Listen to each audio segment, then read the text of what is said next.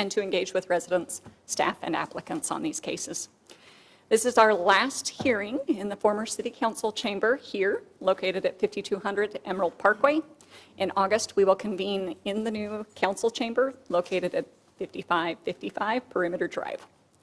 Tonight, you can access the meeting via the live stream on the city's website. We'd like to express our appreciation for all of those who make that possible. We welcome your comments on cases. In order to submit any questions or comments during the meeting, please use the form on the city's website under the video. Your questions and comments will then be relayed to this commission by the meeting moderator. Please provide a valid name and address when submitting your comments and refrain from making any inappropriate comments. We want to accommodate public participation both physically and virtually to the greatest extent possible. This time, I am excited to ask everyone to join me in the Pledge of Allegiance physically. So if you could all rise. I pledge allegiance to the flag of the United States of America and to the republic for which it stands, one nation, under God, indivisible, with liberty and justice for all. Thank you. Ms. Beal, would you please call roll? Mr. Schneier?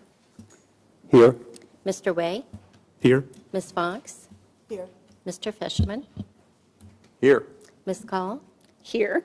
Mr. Grimes? Here. And we'd like Mr. to Supelak is absent, right? We'd like to excuse Mr. Supelak. He had a previous engagement that took him away from us this evening. There are no meeting minutes for approval this evening, but I will entertain a motion to accept the documents into the record. So move. Thank you. Do I have a second? Second. Thank you, Mr. Fishman. Mr. Grimes? Yes. Ms. Call? Yes. Mr. Fishman? Yes. Ms. Fox? Yes. Mr. Way? Yes. Mr. Schneier? Yes. Thank you, Ms. Beal. The Planning and Zoning Commission is an advisory board to City Council when rezoning and platting of property are under consideration. In such cases, City Council will receive recommendations from the Commission. In other cases, the Commission has the final decision-making responsibility. Anyone who intends to address the Commission on any of these administrative cases must be sworn in. The agenda order is typically determined at the beginning of the meeting by the chair. The rules and regulations of the Commission state that no new agenda items are to be introduced after 10:30 p.m. Anyone interested, intending to address the Commission on any cases this evening, would you please stand, raise your right hand, and answer in the affirmative. Do you swear or affirm to tell the truth, the whole truth, and nothing but the truth in your testimony to this Commission? Thank you. There's one case that is eligible for the consent agenda, but we have a request to remove that. We will hear that case, which is case number 4, at the very beginning of the agenda. That is Z21 Realty, fence at 211 Bradenton Avenue, amended final development plan, case 21-089 AFDP. This application is a request for the installation of a fence for an outdoor recreation area associated with a learning center. The 0.9 acre site is zoned Planned Unit Development District, Llewellyn Farms, and is located south of Bradenton Avenue, approximately 700 feet east of the intersection with France Road. Mr. Hounshell, it sounds like you are providing our case presentation this evening. Yes, I will be kicking us off tonight. It's great to be with you, all of you again tonight. Give me just one moment to pull this up.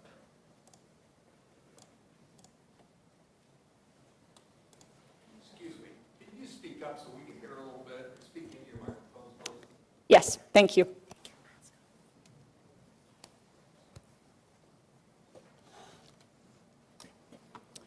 Well, good evening. Tonight we have an application for an amended final development plan. This is for a determination tonight. The site is highlighted in yellow on the screen. It is located south of Bradenton Avenue and east of France Road. The site is 0.90 acres in size and is located within Llewellyn Farms Planned Unit Development District. Llewellyn Farm does not have a development text and thus refers to the subdivision, to the zoning regulations of the suburban office and institutional district. And shown on the screen is a zoomed in view aerial of the site. You can see there is a shared access point, shared vehicular access point to the east of the building, And there is an open grass space just to the north of the building, and that is where we'll be focusing tonight on this application. The applicant is proposing an approximately 1,040 square foot outdoor recreation area. This is to aid with the use of a daycare. Because this does revert to the suburban office and institute district, all setbacks are required to meet that zoning district. So provided on the screen are those setbacks that are required for this outdoor recreation area. There is a 30-foot setback from the front property line, which is a building line. From the north property, there's a side setback of approximately 20.25 feet. And from the west property line, there's a side setback of approximately 30.33 feet. This side setback is calculated as the width of the side of the building that is most parallel to the considered property line, plus the height of the building to the midpoint, and that is multiplied by 0.25, and that is how we get both the 20.25 and 30.33. Additionally, the applicant is providing some landscaping around the perimeter of the fence. They are providing 20 emerald green arborvitaes, which is a requirement for screening for landscaping for these fences. Additionally, there are more landscaping requirements listed in the suburban office and institutional district, one of which being deciduous trees are required to be planted every 30 feet along the edge of the fence.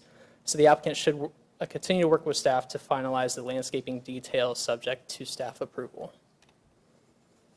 And shown on the screen is the proposed fence detail. The applicant is providing a 4-foot tall Ameristar majestic black aluminum fence to surround this recreation area.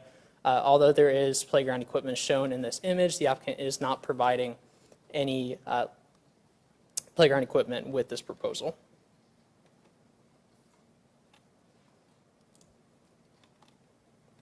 Staff has reviewed this application to all applicable amended final development plan criteria and are recommending approval with one condition tonight regarding the additional landscaping. I am happy to take any questions that the commission may have. Otherwise, our applicant is here to address any of your questions or concerns. Thank you.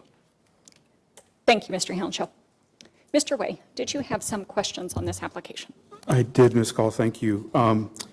I was looking at the submittal, and something caught my eye that every corner of this fence should have a post on it, and I was interested the drawing didn't show that.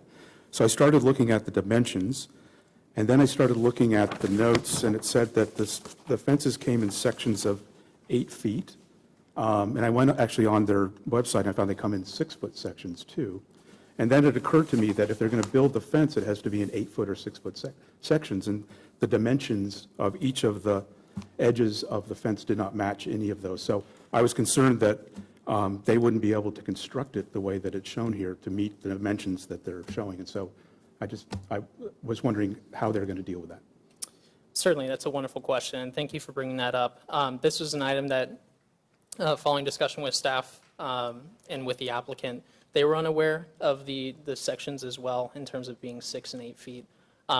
We have discussed with the applicant, and they're willing to work with us to make sure that any fence layout still meets the requirements of the zoning code, so it would have to meet those setbacks.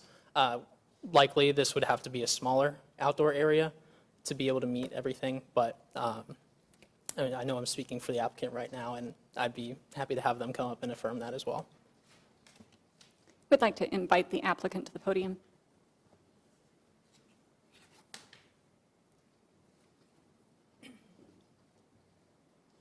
Please state your name and your address for the record. Susan Bolangaita, 5757 Banavie Court, Dublin, Ohio, 43017. Welcome. Thank you. To address your question, this has only been brought to our attention tonight, but we'll be very happy to work with you to make sure that we remain in compliance with the zoning conditions required. At the end of the day, we just really want the fence, so whatever it takes to get there in terms of finding the right vendor to make sure that we meet those zoning requirements or to be compliant, we'll be happy to work with you. Thank you. Mr. Way, any follow-up? Nope, I have no problem with the fence or any of the other proposal. I just wanted to clarify that point. Thank All you. right, thank you. Thank you so much. Any other questions or comments from the commission on this application? All right, at this time, have we received any public comment prior to or during the course of the meeting? We have not. Thank you. I will entertain a motion on case 4. Motion to approve? Thank you, Mr. Way. Do I have a second? Second. Thank you. Ms. Beal? Mr. Fishman? Yes. Ms. Fox? Yes. Mr. Schneier? Yes. Mr. Way? Yes. Mr. Grimes? Yes. Ms. Call? Yes. And just for clarification, that was a motion with all conditions as displayed in the presentation this evening. Thank you very much for Thank joining you us so much. with us this evening. All right. Well, ladies and gentlemen, we are now looking at case number 1. This is an informal case, Bridge Park, Block F, Residential, 21-093 INF, informal review. This application is a request for feedback for the proposed development of a 6-story Podium apartment building consisting of 87 units and associated site improvements. The 1.77-acre site is zoned Bridge Street District, Scioto River neighborhood, and located northwest of the intersection of Dale Drive with Banker Drive. Ms. Martin, thank you for joining with us this evening, and I'll turn it over to you for our case presentation. Great, thank you. Good evening, Chair and members of the Planning and Zoning Commission. As mentioned tonight, we have an informal review for Bridge Park Block F. The site is located north of Banker Drive and south of Bridge Park Avenue within the Bridge Park development, located immediately to the east of the Scioto River. The site under consideration this evening is a portion of Block F, which is approximately 2.77 acres in size. And tonight we are looking at that southern parcel, which is 1.7 acres in size. So here you can see the subject site in detail. The surrounding development character includes an existing auto dealership to the south, Bridge Park, Bridge Street style development to the west, as well as the recently constructed Spring Hill Suites to the north. Spring Hill Suites is located within Block F and is a 145 key hotel at 7 stories in height and was previously approved by this commission. So here you can see some of the existing conditions of the site. The site is presently undeveloped and is located here at Winder Drive and Mooney Street. You can see that looking south toward the auto dealership, and then Banker Drive at Dale looking north toward the Spring Hill Suites Hotel. So a bit of case history regarding the development of Block F. The basic plan for this development was approved by City Council in October of 2018, which is incorrect on the screen. However, subsequently in February of 2019, a site plan and development plan was approved specifically for Spring Hill Suites. At that time, the Bridge Street District Development Code was regulated by a different process. Today, the basic plan is referred to as a concept plan, and the site plan and development plan is referred to as a preliminary and final development plan. So at the time this was originally contemplated, 3 buildings were anticipated for Block F, and with this iteration this evening, we are looking at 2. So this site is zoned Bridge Street District, Scioto River neighborhood. Every zoning district that ends in neighborhood district has associated neighborhood standards, which staff and the applicant consider in development of the site. And finally, each zoning district permits a variety of building types. The building type selected for this development is the Podium apartment building. Building types include items like minimum and maximum number of stories, a required build zone or setback from the street, also requirements to provide a certain occupation of that required build zone, and then finally lot coverage.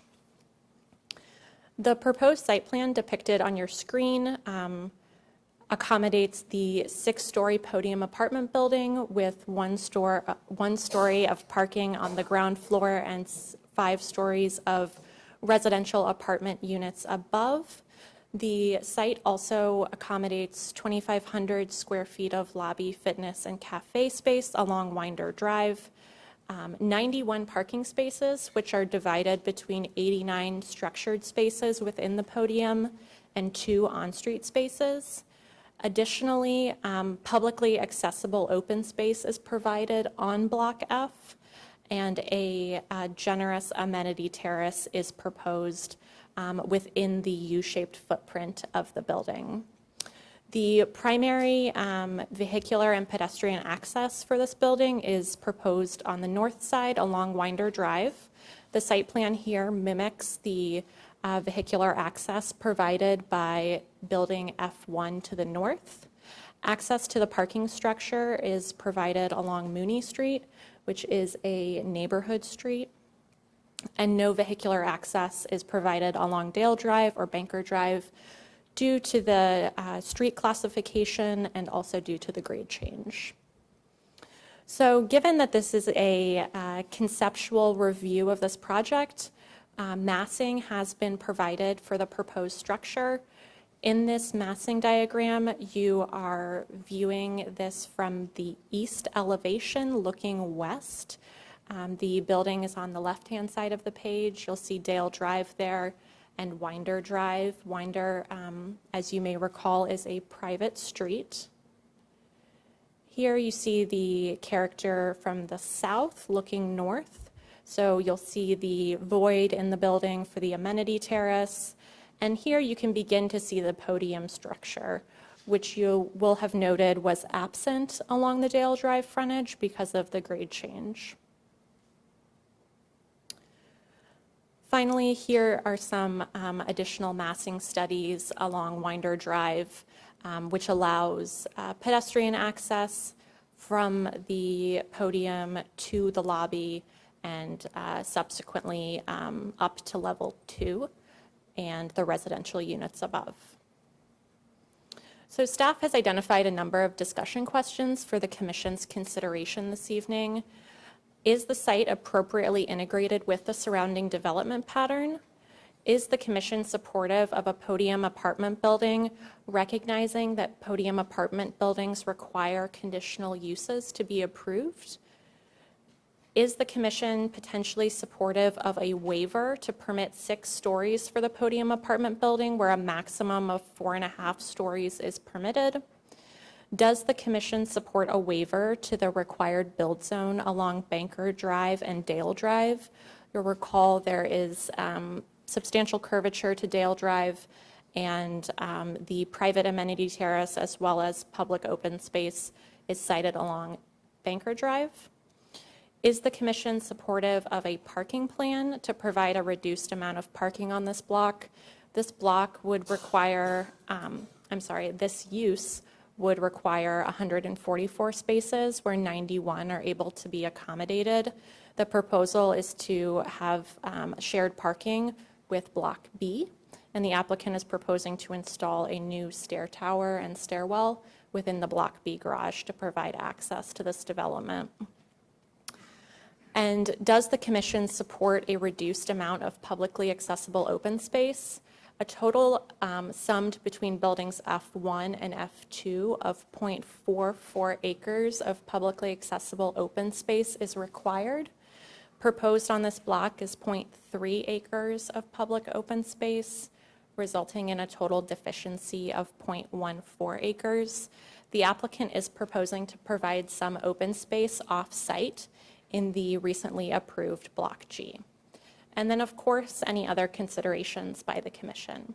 With that, I would be happy to answer any questions. Otherwise, the applicant team is here as well tonight. Thank you. At this point in time, does the Commission have any questions for Ms. Martin? Mr. Way? Could you describe what happens behind the hotel on Winder Drive? What are the activities? You don't really have a plan of that, but is that the drop-off for the hotel? Yes, so this is obviously a construction photo, so it's not going to do a whole lot of good. But yes, the vehicular drop-off for the hotel is located and sited on Winder Drive. There's also some very small open spaces, some of which would likely need to be reprogrammed to accommodate this development. Thank you. Yes, Mr. Schneer. How many stories is the hotel, and did that require a waiver as well? So the hotel is 7 stories in height and is a different building type. and so is not subject to the same standards. Other questions for staff at this time? Is the cafe a public cafe or a private cafe? I'll defer to the applicant team. All right, seeing as no more questions, oh, go ahead. I notice it's a stick-built building. I assume it's going to be sprinkled, right? I'm not familiar with the construction type proposed at I this thought that time. was in the, I read that. Didn't you guys read that? Potentially, the applicant can address that. There are only a certain number of stories that you can build out of wood per the building code. Okay. Thank you. And who from the applicant do we have here this evening? Welcome. We invite you up to the podium. Please state your name and your address for the record. My name is Joe Pax, architect with M&A Architects, 775 Yard Street, Columbus, Ohio. To address your question, Mr. Fishman, it is a stick-built building. It's type 3B construction, which is 2-hour rated exterior walls. But basically, we'll have a concrete podium that will be built. The parking garage is on ground level, and then basically a concrete podium, and then 5 levels of wood frame construction on top of it. And that is the apartment structure, basically, there above the podium. Did you have a statement that you wanted to make before the commission launches into a few questions for you this evening? No, other than the fact that we were trying to respect the conditions on Winder Drive and working with the Planning and Zoning Commission through the design iterations, basically in respecting the hotel's entryway and that plaza, we basically, with the architecture, pushed back the building to create a plaza there. So that zone, in essence, is respecting that condition and with the entry into the hotel, but also in the same vein, the one-way drop-off will be there to further complement that and work along with that existing condition. Other than that, it is an independent living senior apartment building, so it's a 55 and up, and with the 87 units as discussed and presented. Thank you. Looking back to the commission, are there questions for the applicant at this time? 55, 60, did I say, yeah, it's 55 and up. Excuse me, yes. Is the cafe open to the public? You don't know. I could exist. Probably not. Probably not, no. Okay. But it's so early in the planning process right now, and any programming that's down on the lower lobby right now is probably for the apartment functions and leasing office, et cetera. Thank you. Any other questions for the applicant? Mr. Way. I was just curious on the auto drop-off. You have it's one way, but it's not the one way that you would normally drop off Correct. for a building. Is there a reason that you did that? It's a one-way, the existing condition's one-way on Winder, so we were basically predicated there. But it is not a covered drop-off like a traditional porte cochere, for that matter. It is just a thick, widened lane for the vehicles. Ms. Fox. Thank you. I have one additional, and it's the ground floor parking.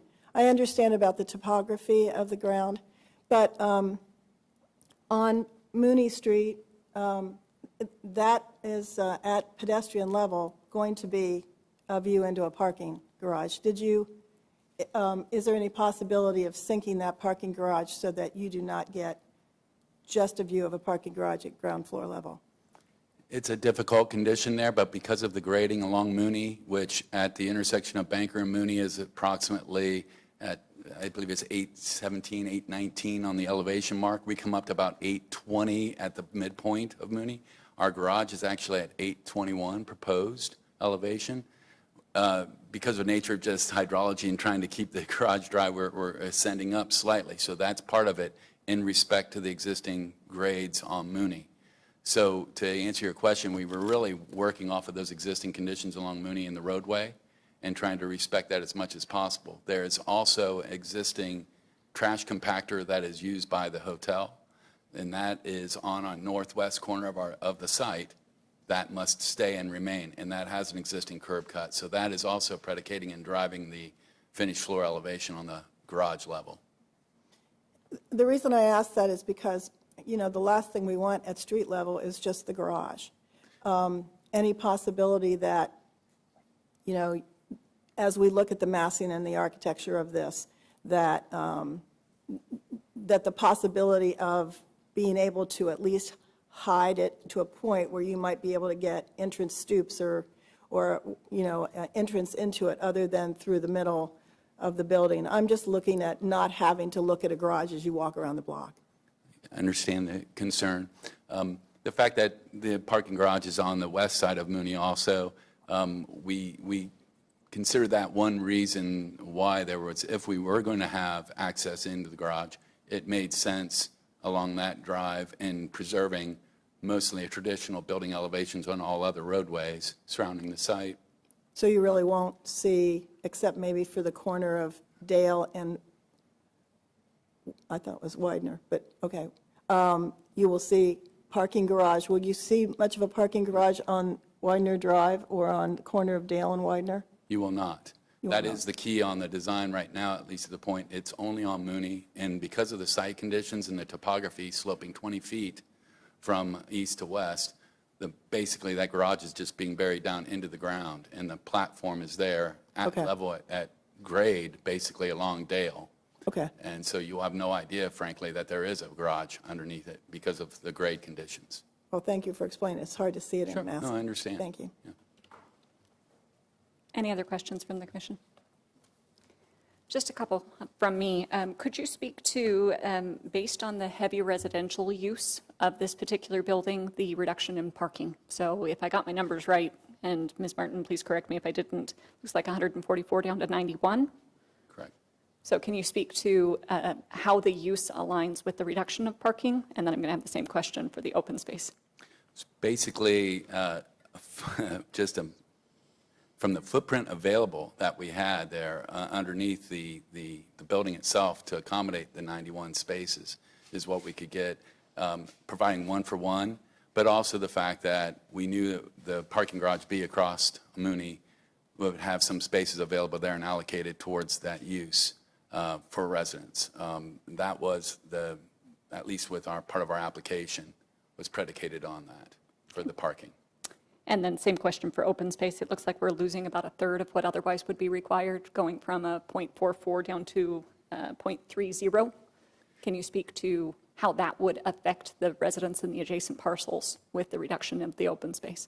Well, basically with the layout on the building, we've tried to concentrate the open space on the south side along Banker, which because of the proximity there with Dale Avenue, the building was positioned to try and maximize the condition on the corner in that regard of really a public green.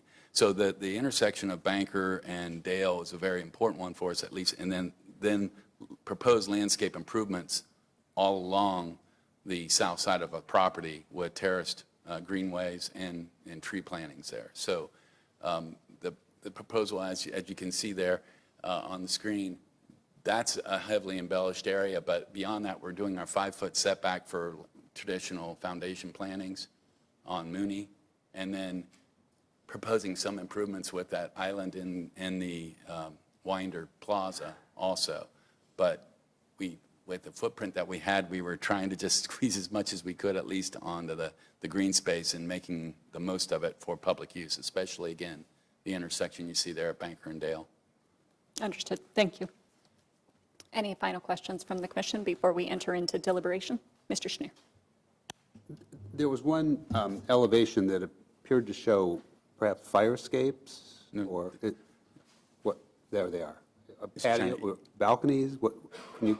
Those are interior emergency egress stairs. They're just, that model is a massing model, but those are basically be interior stairs. Got it. Yeah, with maybe some glazing on them and of that nature, but they are basically just within won't the be- model. They won't will be not be visible. exterior, correct. Thank you. All right. Thank you very much. Thank you. Ms. Martin, could I have you present the 7 items for consideration? At this time, we'd like to invite the commission to enter into deliberation. Mr. Fishman, would you like to kick us off this evening? I'd like to focus us on these 7 questions presented so nicely by staff for consideration. I'll let everyone review those before we enter into deliberation.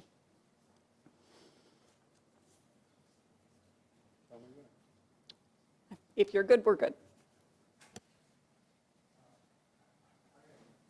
Thank you. I got somebody to point now to.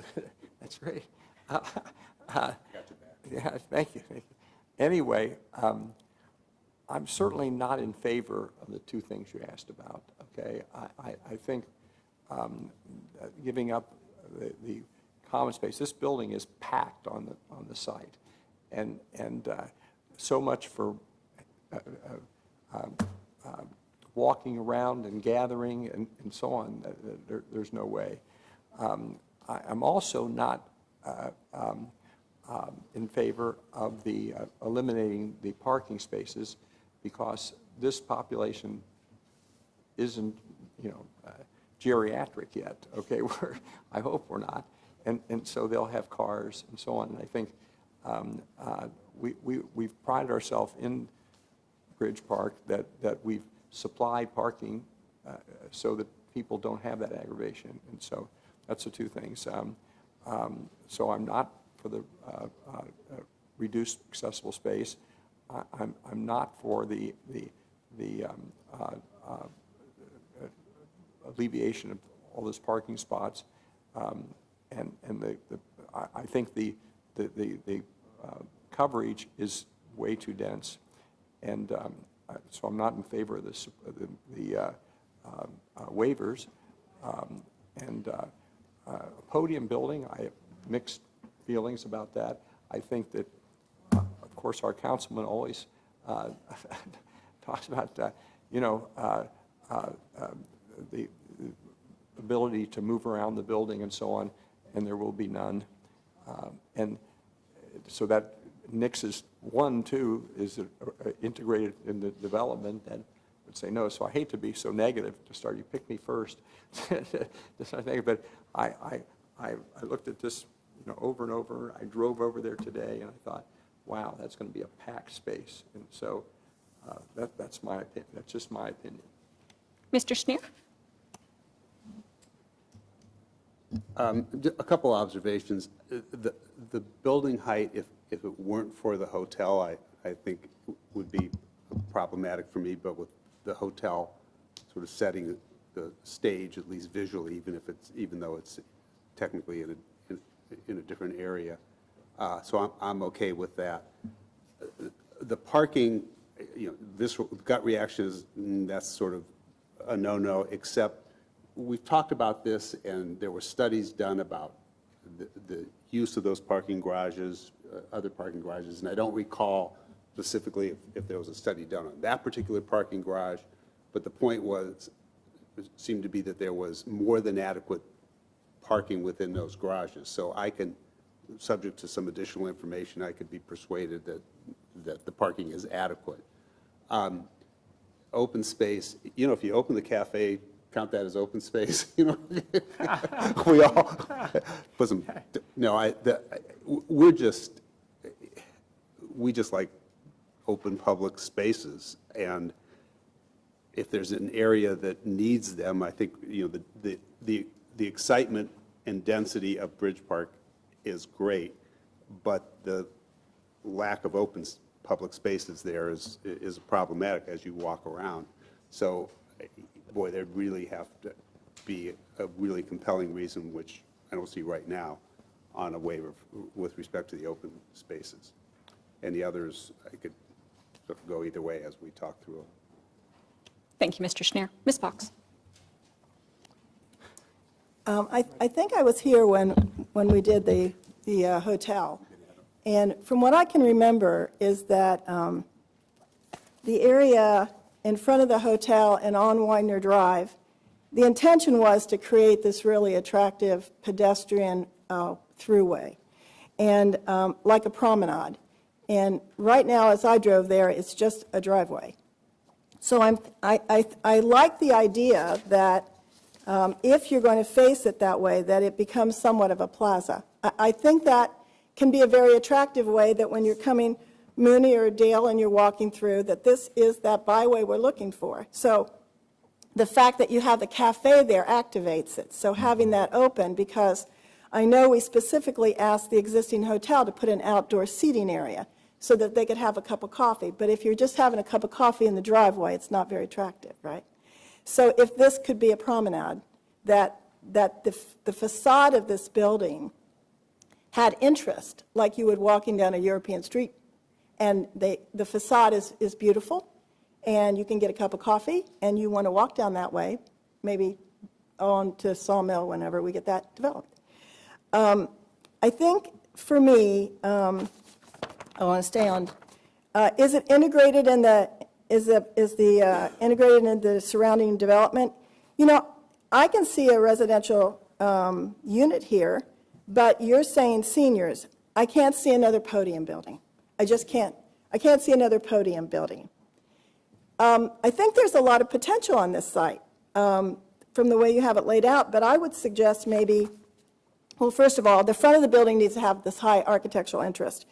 And if visitors are visiting the hotel, their first impression as they walk out the door is just an apartment building.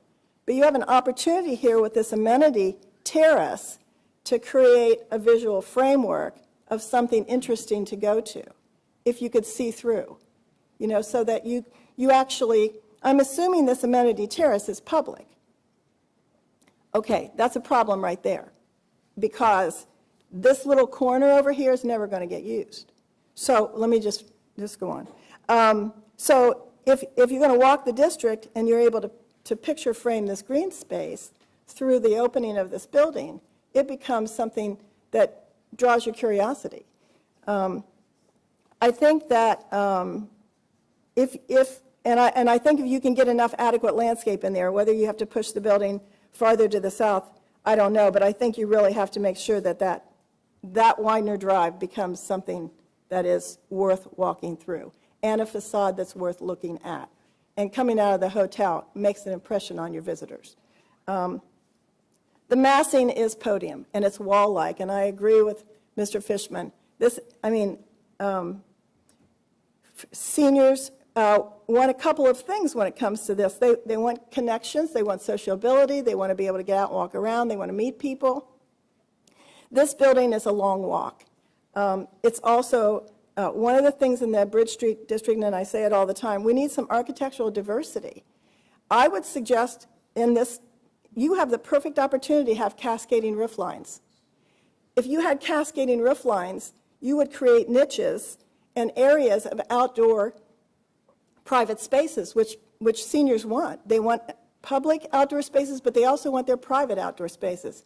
And these wing walls are perfect for that. If you go 4 floors up and you've got an east-west exposure on each side, there's no sun in that amenity space. It's just a dark hole. But if you cascaded it down with cascading roofs and jutting projections of the building mass, you could create some really, really interesting units that would then would activate the entire wall of that building by sitting out on it and looking down onto that green space. And people would talk to each other, and you would have opportunities for rooftop get-togethers or dining or that sort of thing.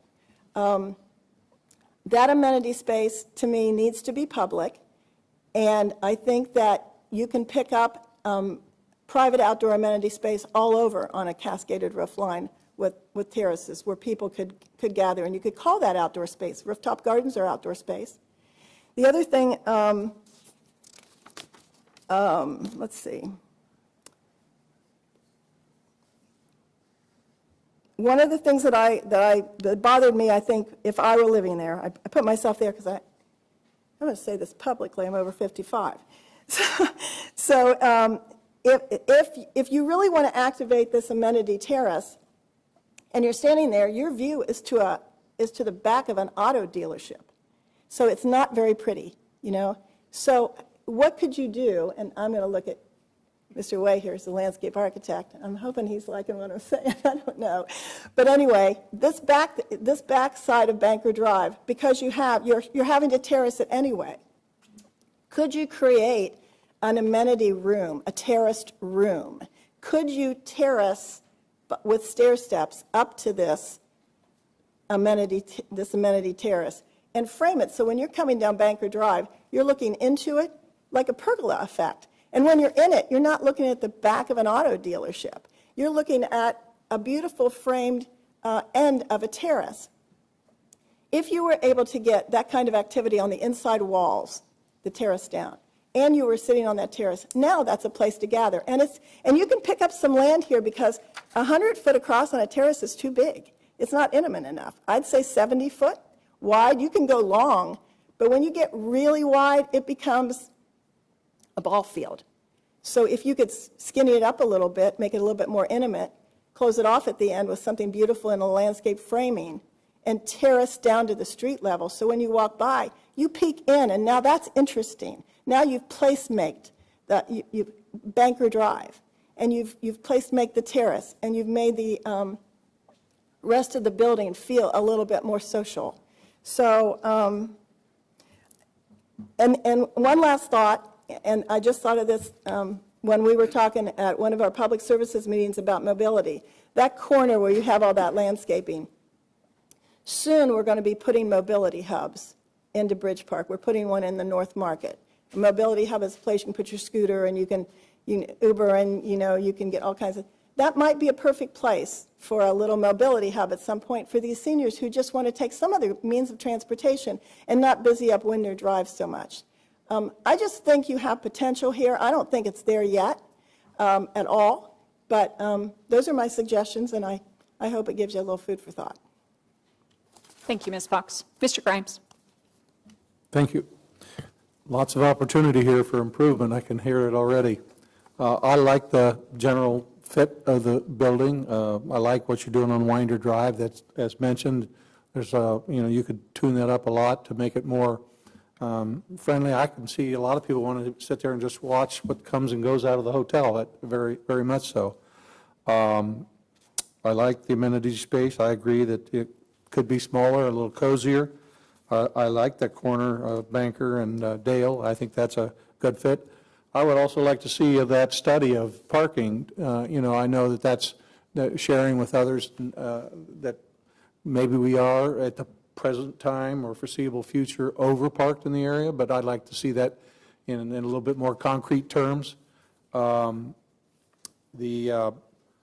far as the space for the public open space, the question about whether to use some of that other corner, that other intersection that is a couple hundred feet over versus a waiver. Could staff speak? I'd hate to see, maybe something taken up that's already allocated, and I don't know that it is or it isn't. It would seem like a waiver would be more reasonable, but, if we can rework a few things, and a waiver may not be even necessary. I don't know.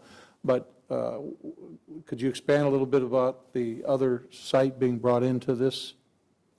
Yeah, sure. So the Planning and Zoning Commission recently approved an approximately 17,000 square foot dog park located on the east side of Dale Drive near the intersection with Tuller Ridge as part of the Block G development. With that, not all of the open space in that dog park was needed to meet the minimum requirement for Block G. That area is approximately 600 feet from this site, which is, just within what could potentially be considered for off-site open space.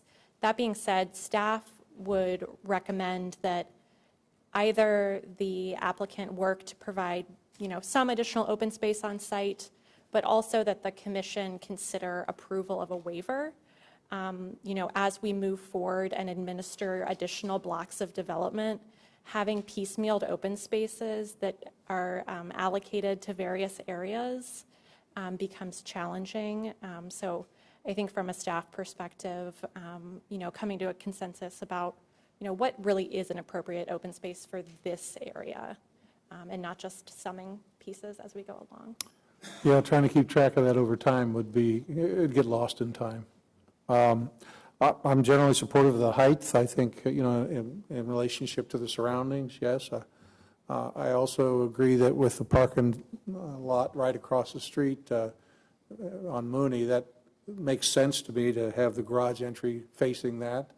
It minimizes it. You have three other sides of the building that you can do a lot with and maintain that entrance there. But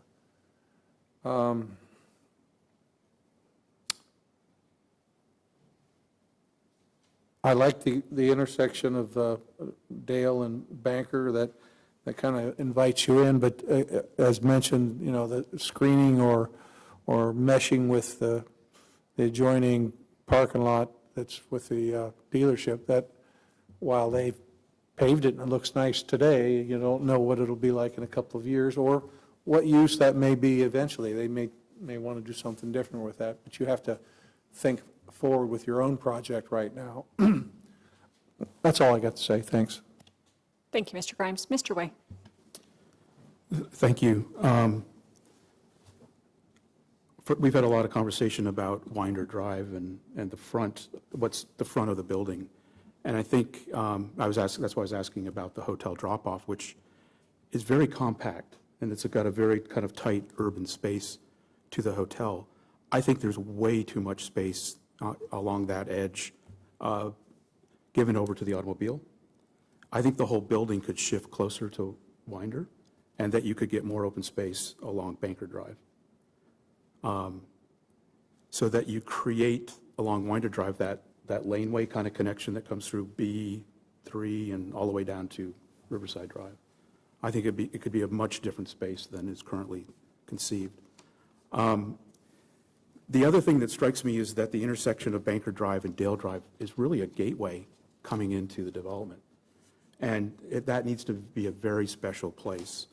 And I think, you know, the open space that's been dedicated there is absolutely appropriate. I'd like to see more of it. And I think if you shift the building to the north, you might be able to get the required open space. And the other thing about that open space at a key gateway corner is there's nothing happening there. So there's uses in the building that potentially could migrate to that edge of the building. Maybe it's the fitness room or something, so that there's activity on that open space. It's not just blank. And Ms. Fox was talking about some kind of a space there. I don't know if you had that in mind, but there's something spatially to do with the building that could animate that open space. It could be bigger. It could be a bigger buffer. So I think I agree with you on that. And then the architecture itself, again, we're just massing at this point, but the architecture at that corner should be really unique and special. And again, a gateway, some kind of a gateway feeling to it. And I don't, again, that's up for the architect to decide. But other than that, I think, you know, I don't have a problem with the other, with the parking and the height and all of that. I think it's the general massing of the building and giving too much space along Winder, not enough space along Banker, and really trying to make Banker and Dale that gateway corner. Thank you. Thank you, Mr. Way. Ms. Fox? I just want to ask Mr. Way a question. You know, in looking at this too, I don't disagree with you. I think that you can get this sort of a street feel as you walk through there, whether it feels like a driveway to me. I mean, it just feels like it's all auto-oriented. It's not pedestrian-oriented, and I don't disagree with you, because I thought there was a possibility on the backside, if that were, you know how in some public areas they actually use staircases as terraces for seating. They become kind of a gathering spot. If this whole backside could be terraced nicely and landscaped, and then even maybe as an activation space, I even thought about a small little grouping of fruit trees in an orchard, or a little urban garden that when you walked by it, you actually felt like something was happening there, and then that amenity terrace actually has a reason. It all relates, as you were saying. So I would be for that. I'm still very, we need architectural diversity. We have too many rectangular, flat, strong podium buildings. We just have too many. So this is a great opportunity, and I'm afraid that there'll be no sunlight, that people will feel warehoused in there. I think you need to break up the mass of this quite a bit in order to get some interest for public and private space for those who live in it. So I don't disagree. I think that given a little bit more space on that backside would give you some really beautiful landscape opportunities. Thank you, Ms. Fox. To tie us out this evening, just a few comments. I'll echo a lot of my fellow commissioners, but I won't be redundant or pedantic. I believe that some of the issue that we see with the reduction in open space and the reduction in parking is due to the size of the building, how many units there are. And so by a reduction of the building, we're also reducing the required open space and required parking amounts, which is something that the commission has been concerned with.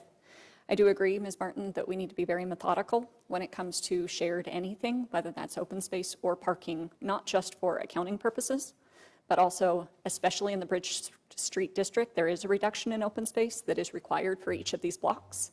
The level of service that is provided to the patrons either who live there or who do business in those areas, when we shift open space, when we shift parking to other blocks, we increase the walk distance to meet those amenities. With the already reduced amount due to the nature of the Bridge Street District, we need to be very, very cognizant of that. And so if we were to move forward with any reduction in either open space or shared parking, I think that we ought to have shared use agreements in place, official shared use. We would hate to have Block H using Block G and then Block D using Block G and nothing documented. And so then not only immediately are we double dipping or triple dipping on those amenities, but additionally, the commission who sits here in 10, 15, 20 years, and of course, Mr. Fishman will still be on. He's 40 years in already, so. But when they go to administer the redevelopment of these areas, it makes it far more difficult to actually take that into consideration and to understand and to undo all the spaghetti that's been done over the course of decades. I'm not opposed to the podium start type building. However, we're in Bridge Street, and so the level of detail and the level of quality needs to be that of what we're looking for at Bridge Park. I appreciate all of the clarification in the conversation. Other than that, I think that the height goes along with the stories. Everything kind of ties together. Not in favor of the reduction in parking or the open space. And I think by reducing the size of the building, we mitigate a lot of those issues. Yes, Mr. Fishman. Thank you. I agree with everything Ms. Schall said. But I feel that to do what my colleagues have suggested, we need to reduce the size of the building. I love moving the building forward, but I still think that we could even use more space at the entrance. And so I think eliminating some units. I love the tiering. I think that's great. The other thing, though, we're not Chicago, New York, or LA, and people don't like to park in another building when they live in an apartment, you know, and even walking 300 feet to a parking garage when you live in a building is in Columbus, Ohio. And so I think that I would hate to see us reduce the number of parking spaces. And I would like to see, I agree with everything all my colleagues have said. Thank you. We don't even like parking in our driveways that are immediately adjacent to our garages. That's right. And I just think that gives the building a different class of building when you have to walk somewhere for your resident, to park in your residence, you know, so. One final item that I neglected, also when we're taking into consideration terracing and all of that, we do want to be cognizant of ADA standards, because when we do terracing, when we do steps, we're automatically eliminating some of the population. So if we look especially at that corner parcel, I could see that consumed just by the linear path that is flat to get the accessible certification qualification for the parcel, and therefore eating up what otherwise could be used as, you know, a beautiful amenity that is terracing. Ms. Martin, has any public comment been received on this item, either previous or during the conversation this evening? We have not received any public comment prior to or during the meeting. Thank you, Ms. Roush. All right, so then looking back to the applicant for clarification and for opportunity, are there any items that you do not have clear direction on this evening that you would like better clarification from the commission? Name and address for the record, please. Star 6640 Riverside Drive. Thank you. I appreciate all the comments. They're all very good. I just speak about parking because it seemed to sort of be a theme throughout your comments. And I'll get the actual number for you, but off the top of my head, the last I looked, our residential parking ratio in the neighborhood we have about 1.15 to 1.2 cars per unit across, the standard, we'll call it a standard unit. So while we call it a 55 plus, the reality is it's probably 75 plus. So we anticipate that being closer to 1.0 as a ratio. So that was really the thought process in the, in the parking count.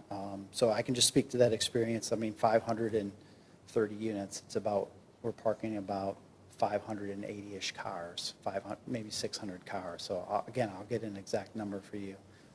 But appreciate all the other comments, and we'll certainly take those into account. Do you ask for clarification on anything, or did you receive this evening what you needed to receive? I think we have enough. Thank you. All right. Thank you for joining with us this evening. All right. Another exciting case. We have case number 2. This is 5055 Upper Metro Place. This is an informal review, case 21-094 INF. This application is a request for feedback on a proposed development of a 4-story mixed-use building consisting of 174 residential units, 13,500 square feet of commercial use, and associated site improvements. The 1.84-acre site is zoned Bridge Street District Commercial and is located southwest of the intersection of Upper Metro Place with Brant's Road. Ms. Noble, welcome. Thank you. I appreciate the opportunity to present to the Planning and Zoning Commission for this informal request. The property is identified as 5055 Upper Metro Place. This is a mixed-use development project located on a vacant parcel. And at this point, the developer is asking for informal review from the Planning and Zoning Commission before they proceed prior to a formal application. As the chair had mentioned, this is a 1.8-acre site of land. It's directly at the intersection of Upper Metro Place and France Road. It is zoned Bridge Street District Commercial. It is currently vacant, and the surrounding areas, there's Bridge Street District Commercial to the north and to the west, community commercial to the east, and a PUD to the south. The primary uses in the immediate area are hospitality uses. Across, I would say directly to the north is Home 2, which is a recent project, I would say within the last 5 years, that the Planning and Zoning Commission had approved. That is a 4-story building that has prominent location along France Road. To the west is a slightly older building, Embassy Suites, again, hotel use. This is a slightly larger building. It's 8 stories.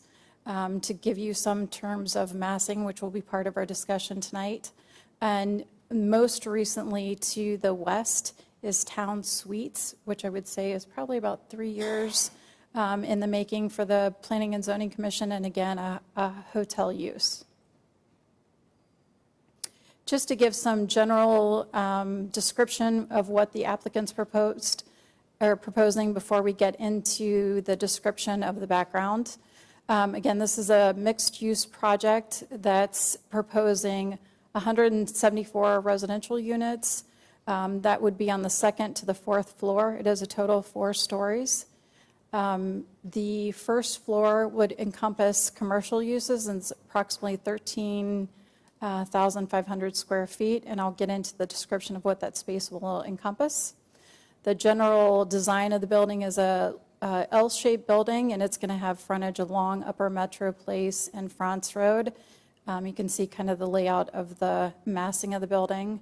There is underground parking that's proposed to supplement a majority of the parking needs for the site, and the open space is predominantly to the south of the building. And again, we'll get into the details of that in the later part of this discussion. So this application is slightly different. The applicant is proposing to design under the current zoning classification, which again is a Bridge Street District zoning classification.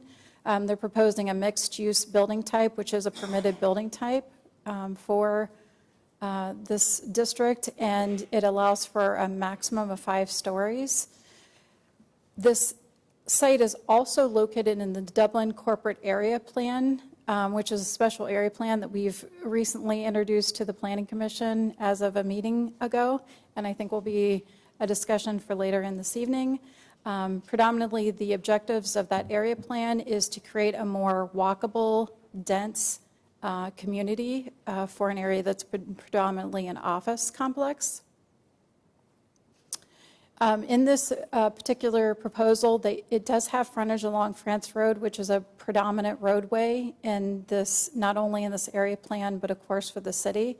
It's a vital north-south corridor in the city, and it'll be part of our discussion as we proceed with the presentation.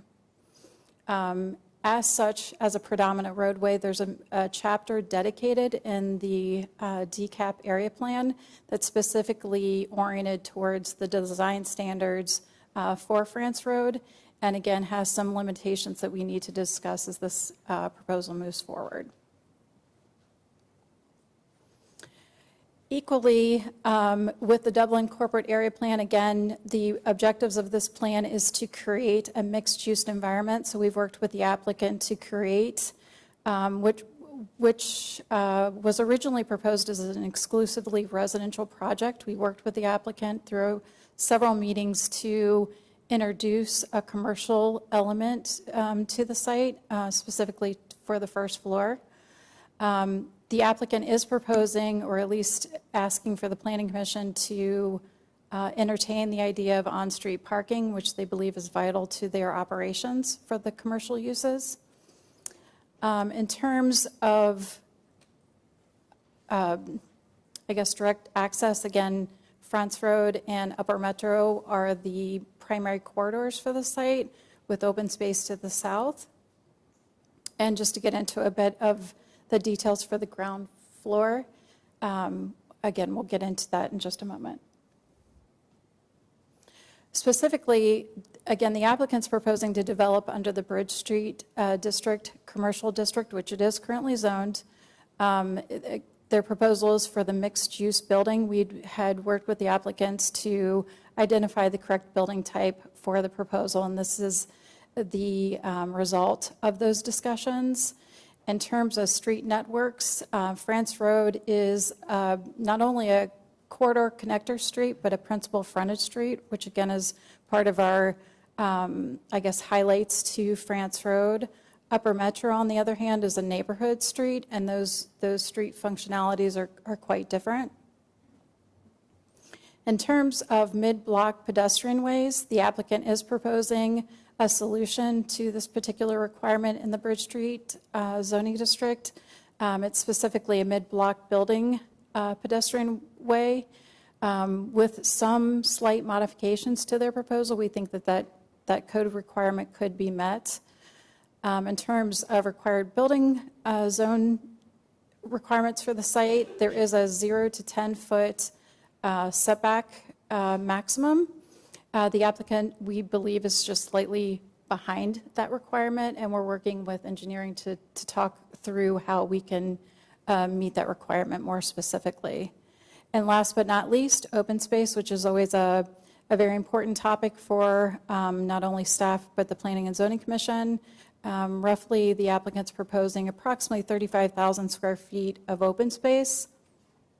We would like this to be a high-level discussion, and our primary objective for this discussion is the location of the open space and whether it actually provides the open space and the activity and welcoming nature of open space that we would prefer for this location. So before you is the primary, I guess, facade of the building along Upper Metro Place. You can see it's, again, an L-shaped building. Most of the building mass is along Upper Metro. There's a prominent corner on Upper Metro and France Road that I've indicated with the square box.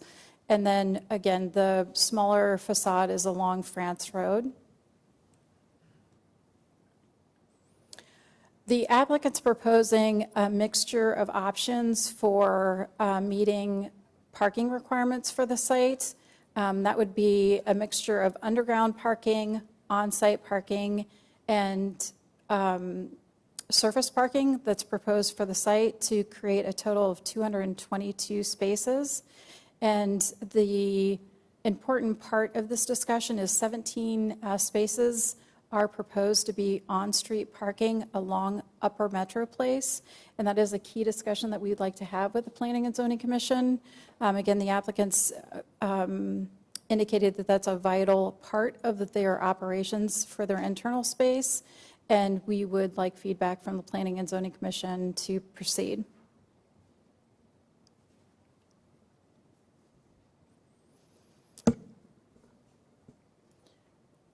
I'm going to try to, I think I've highlighted most of everything, but this is just another view showing you the interior space that we're looking at. In the red square location is the primary location of what is currently proposed to be their open space requirement that leads into a private pool area.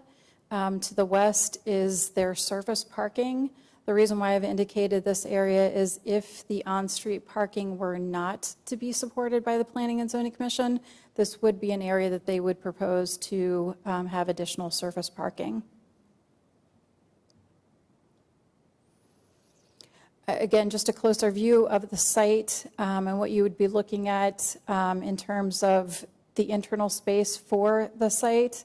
The primary area for their open space is directly center of this slide. You can see that there's a private pool area just to the, I guess, to the north, and the parking area to the south. This is indicating the massing. The applicants are proposing that this primary entranceway be located along Upper Metro Place and France Road. This would lead into the first floor, which would be a mixture of a restaurant use immediately beyond this entranceway. It would also accommodate an active fitness facility that would be open to both the public and the residents of the facility, as well as conference rooms that would highlight the needs of the surrounding hotel uses.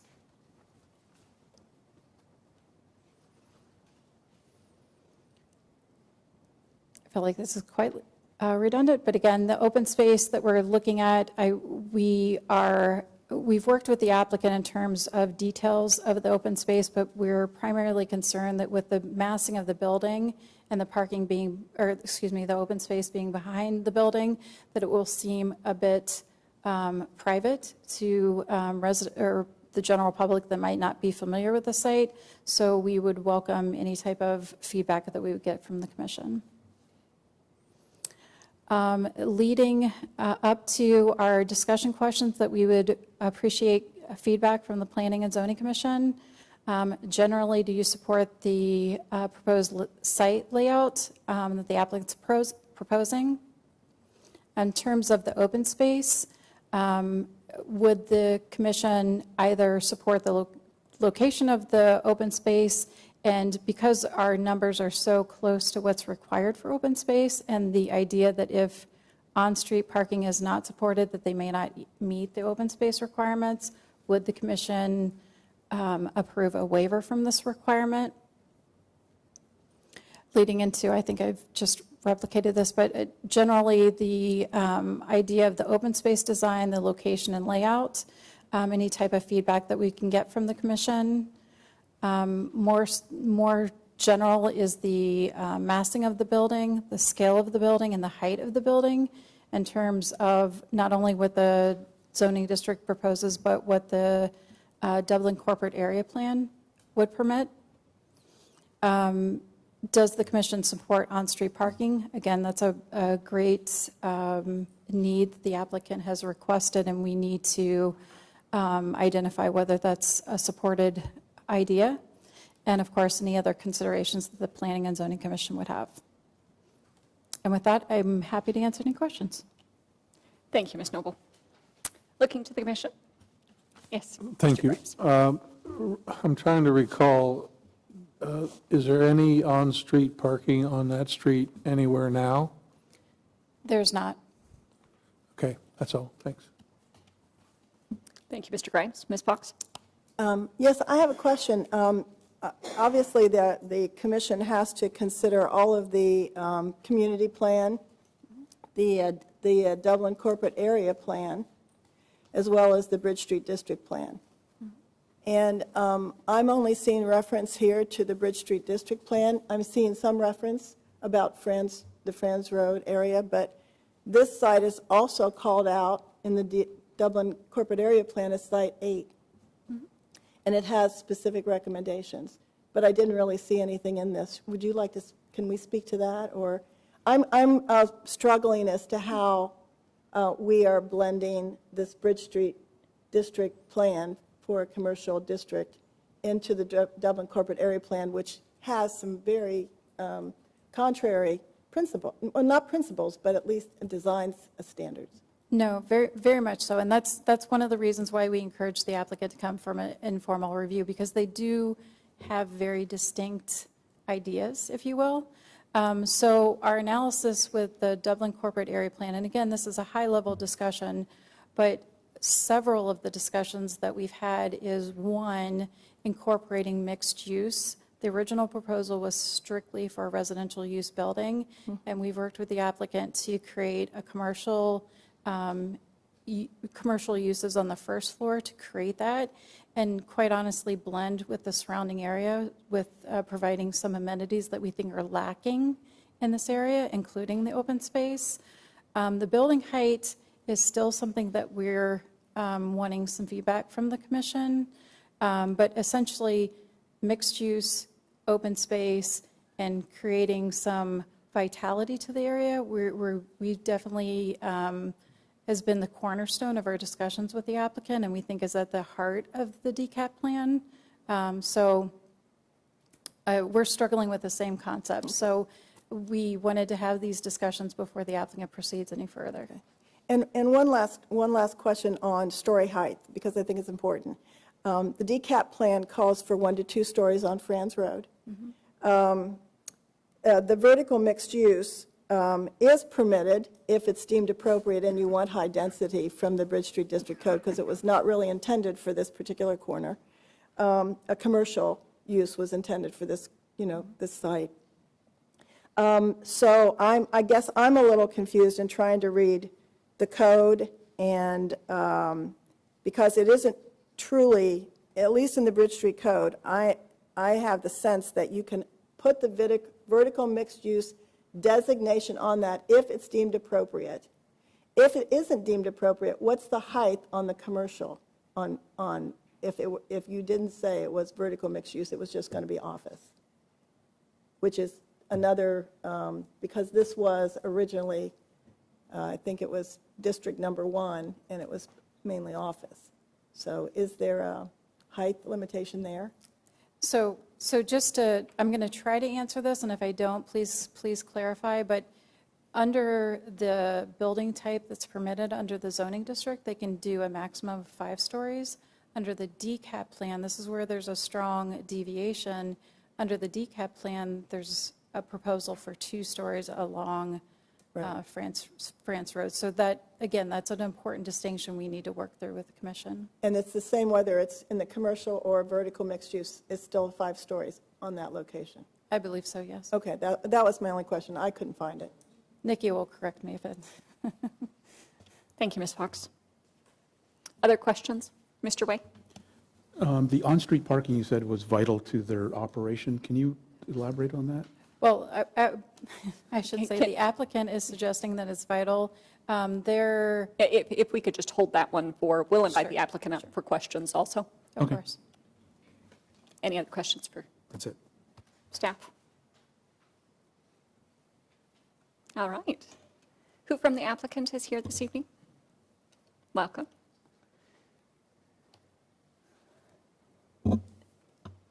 Good evening. My name is Dwight McCabe, 7361 Courier Road, Plain City, Ohio. Welcome. So good to see you all in person, and glad to be back. Seeing a lot of faces that we've seen in the past. It's an interesting project we bring in front of you today. There's certainly quite a history of this particular piece of property. It's been sitting there vacant since I was about this big, so very familiar with it. The property across the street, as we all know, has had an evolution in our lifetimes. There's been a number of restaurant uses that have made the attempt there and repeatedly just didn't find a way to survive. There's some real unique dynamics that are happening on this piece of property. And in my life, I think I've been approached by 3 or 4 different people to do something with this property. And every time, you're just going to find an end game that made sense. The introduction of Bridge Street zoning onto this property now gives it an opportunity potentially to have a successful outcome. It happens that actually Subhas Patel, who's with us here today, the owner of the hotel, this property became part of his control when the hotel was put into place. And so it just happens that Subhas and I had a bit of a connection years ago, and serendipitously we found a way to reconnect on this and think about doing something with it. About the same time, we had been in discussions with Dana McDaniel on a number of things around Dublin and looking at evolving and working with Dublin to advance the visions that are out there. And this property ends up being in this unique circumstance, and you already kind of addressed it. There's just a variety of overlays and crossroads of things that found their way here that in broader context have their own sensibilities and own reasons for them occurring, and they're thinking about, like, the France Road corridor as a whole corridor. They're thinking about Bridge Street as how ultimately we'll connect all the way through or across 161, potentially someday through where the schools are, meet back up with Bridge Street over toward the historic district. These are all very long-term considerations. And then at the same time, we're moving towards looking at Metro, the office complex, and saying, how do we breathe life back into that? And so one of the real components of doing that, and if you wouldn't mind, there's a slide I'd like to bring up. It's always kind of good to look at successful things.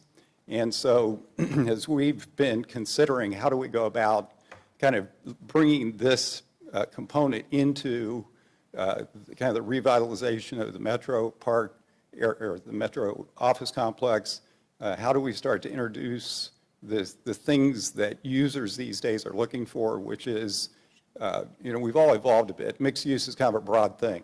What you really have to look at is what's that mean for the place that you're trying to do something. And in this place, what you're trying to do is create an environment that truly is this current ideal of live, work, play, gather, do all those kinds of things, and do it in a way that you can afford to do it. So to take on an existing developed corridor, an existing developed office park, and now give it that new, fresh life, that's a tall order. So if you look at this is Grandview Yard. I think you're all familiar with Grandview Yard. That's been very successfully moving forward. And the feature set there is there's an area that provides for commerce, it provides for hospitality, it provides for a kind of a synergy of reason to draw people from outside of this area into the area. Then you have an area of approximate residential, multi-family in this case. There's actually some single families going up there as well that's doing really well. Then you have a block of office that is much more urban density, stacked parking, doesn't have just acres of pavement. And all those things start to work together because you have minimized the vehicular component and you've elevated the walkable component. So we're feeling a little bit like we're kind of the fly on the tail of the dog of much bigger things that are yet to come in that whole metro area. So we are feeling good to be a part of that, but we're also concerned that we want to help make sure that we help you be a launch pad towards moving towards those other things. And so as it turns out, maybe go to the next slide, we can talk about this. And this is what prompted us. We looked at a lot of different ways. It's a very narrow site. it has this little bit of frontage on France Road that now is, it's going to be the way it's going to be for quite a long time. So you have a hotel on one side, you have a little sliver, and then you have a bank that sits there. It's probably going to stay there for a long time. It's a great bank. It's like a park. And then you get to where there's probably the opportunity to now rebuild France Road heading further south. So where you have the old, where Graders is and the old Max and Irma's, that's where really the corpus of reinvention can take place kind of within our lifetimes. And so the challenge was how do we insert this, but also make it connected and make it purposeful for what is yet to come. And one of the things that really was driving us is how do you maximize this? How do you actually create a component that will help that, which is proximate housing is one of those things. And the administration and planning staff all have been highly supportive of that. And so how do you do that without just filling up the site with parking? And what do you have left? I mean, it's parking, and you run out of space to put buildings up along the street front, which is what the Bridge Street District is all about. There was a comment about being proximate to the street, and we're not quite there. Again, this site has a unique thing. It's long and narrow, plus it's got a 20-foot easement for utilities outside the right-of-way all the way along the frontage. And so we can't do anything about that. It's there. But in any case, it actually turns out this project you're looking at is a key project inside of Grandview Yard, and the solution was simply take the first floor of the building and move it up 3 or 4 feet. And so I think I was hearing in the prior application discussion of parking along street front and a podium.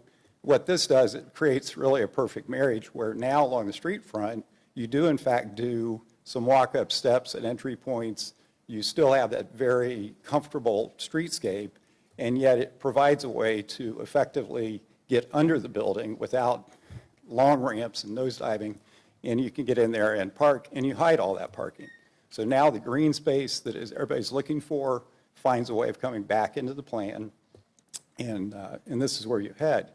Next slide, please, Tammy. And so here's how, you know, there's many of these layers of things that we got to triangulate and figure out how they all overlay. But we look at, on the left, that is one of the Bridge Street streets that's out there that's been approved and apparently meets the code. And then you look at the streetscape on the right, which is that same building in Grandview Yard that to us speaks much more to a pedestrian way and comfortable and easy to be around. And then we have a street that was was beautifully created under a kind of a very different schematic of how Dublin has evolved. And so we have that challenge too of now taking that, marrying a more urban setting, a Bridge Street District zoning into it. And so where we think we're beginning is a place where all those things can start to mesh and come together. Again, a very narrow site, very challenging to figure out how you can actually make the parking work, get the green space requirement, meet the height restrictions, all those sorts of things. And from a mathematic point of view, we feel like we've been very successful. Staff's been terrific. So we think we have a good launch point. We just need to kind of soften the edges and work our way through it. Thank you. Looking back to the commission for questions for the applicant at this point. I did write down all your questions, so I can answer those if you'd like. Let's go with the one on Mr. Way's question on the required parking and that being vital. I don't remember. The on-street parking. Correct. Right. So the real difficult, another real difficulty of the site is it's right in and right out on France Road. So part of the reason why commercial has not fared well on the corner, the previous corner, that's the reason. So, you know, it's a tall order to ask people to come in one way, leave another way. It's like my mom always said, you go in the front door, you leave by the front door. Well, you can't do that on this site. And so once people do find their way around to get to where we would be providing commercial, particularly the commercial that faces France Road. So there's no parking on France Road. So to be able to get people proximate to that and not have to find themselves, they've gone all the way around the block, they end up in front of the building, and that's not where the parking will be. The parking will be all the way back behind the building. You got to go around the block again. They just simply won't come back. So we really feel strongly we need that. And not only do you need it for the success of the commercial space, you also need it because we're trying to create a way of drawing people out of the true neighborhood, which is actually a bit away from this. You know, you've got Hyde Park across the street, you've got the bank across the street, you have the Kroger Center across the street. There's residential to the south. So how do you get those people to decide it's worth walking over here for some reason? How do you get the people that are staying in the hotels in the neighborhood to make their way to this spot to patronize the commercial? Well, one way you do that is you show activity. How do you show activity? You actually show cars on the street. People say, hey, there must be something there. There's a reason to go there. Also, from a walking perspective, having parking on a street is actually what makes walking in an urban environment feel safer. You've got a car between you and the drive lane. That's what you're looking for. So what we'd propose is you blend the two. So instead of having a solid row of parking along the streetscape, you leave a cluster of trees, you have some parking. You leave a cluster of trees, you have some parking. You take then the trees that are right against the sidewalk. And out there, you also have this hump. You know, it's not level with the curb. It actually goes up. The trees are pinned between an elevated sidewalk and the curb. And today, what's out there today is a problem. Those trees are now humping the sidewalk. They're sliding off the, you know, they've got a life expectancy in that location. And then beyond the sidewalk, it actually humps up more. So all of that kind of needs to be reshaped so that it actually gets back to what would be a truly walkable environment. And, you know, the struggle for us is that you have a site that was put in place under certain planning, under certain zoning, and create a certain streetscape, and now you have a zoning that's very different. Now it's an urban zoning. It means something entirely different. The face of it against the street means something entirely different, and so you've got to blend those somehow, because they don't work together the way it is today. Thank you. Looking back to the commission for other questions for the applicant at this time. Ms. Fox. I had a question. Tammy, could you put up that one slide that was the option? Mr. McKay, one of the things that I Ms. Fox, can you clarify which slide you'd like? oh, it was the one that you showed at the end that was an option if you broke up the building mass and you had two. Didn't you? For the open space throughway? The open space throughway, yeah. Yeah, we haven't shared that with the applicant, but that was something that we proposed. Oh, We I talked about thought, building up. didn't you show? Okay, it's all right, you don't have to. I thought it was on here. Ms. Fox, I know what you're referring to. Okay. You have some awareness of it. Go ahead. So my question to you is, you know, I hear what you're saying, and I don't disagree with some of it. Certainly, I think that there are opportunities to try to slow down the traffic through there and to get people to walk. I know that council and a lot of the neighbors, and if you want to know how they'll get there, you could probably ask them because most of them are here tonight.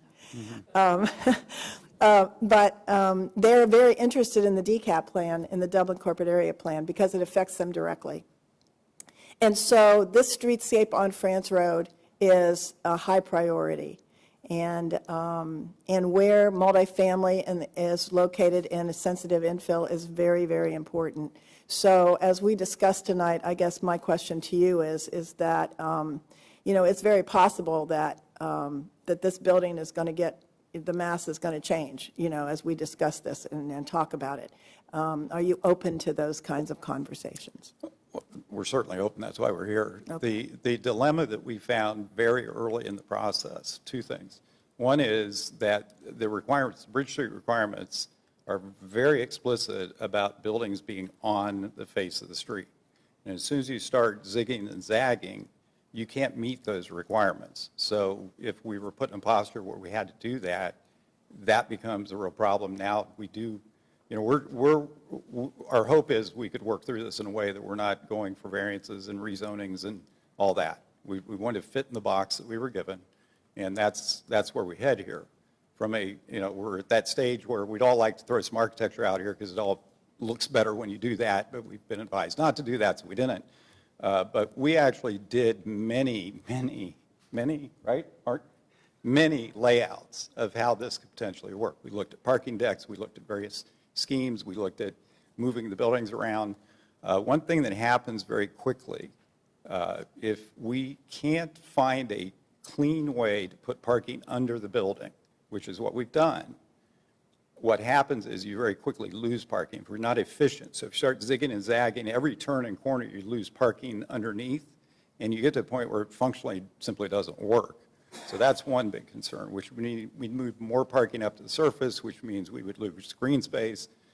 So that becomes an issue. The other thing is, from an amenity point of view, you want to make sure that whatever amenity you put there actually functions. So if you're putting a pool in Central Ohio, it's got to face southwest. It just doesn't work otherwise. And when you put too many zigs and zags in, then you can't find a place to put the pool, or it ends up on the wrong side.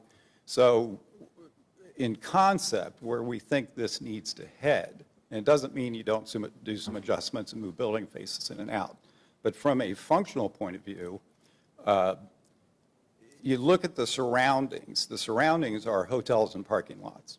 So putting some kind of a pocket in the midst of that, you're still faced with, you're looking at hotel parking lots.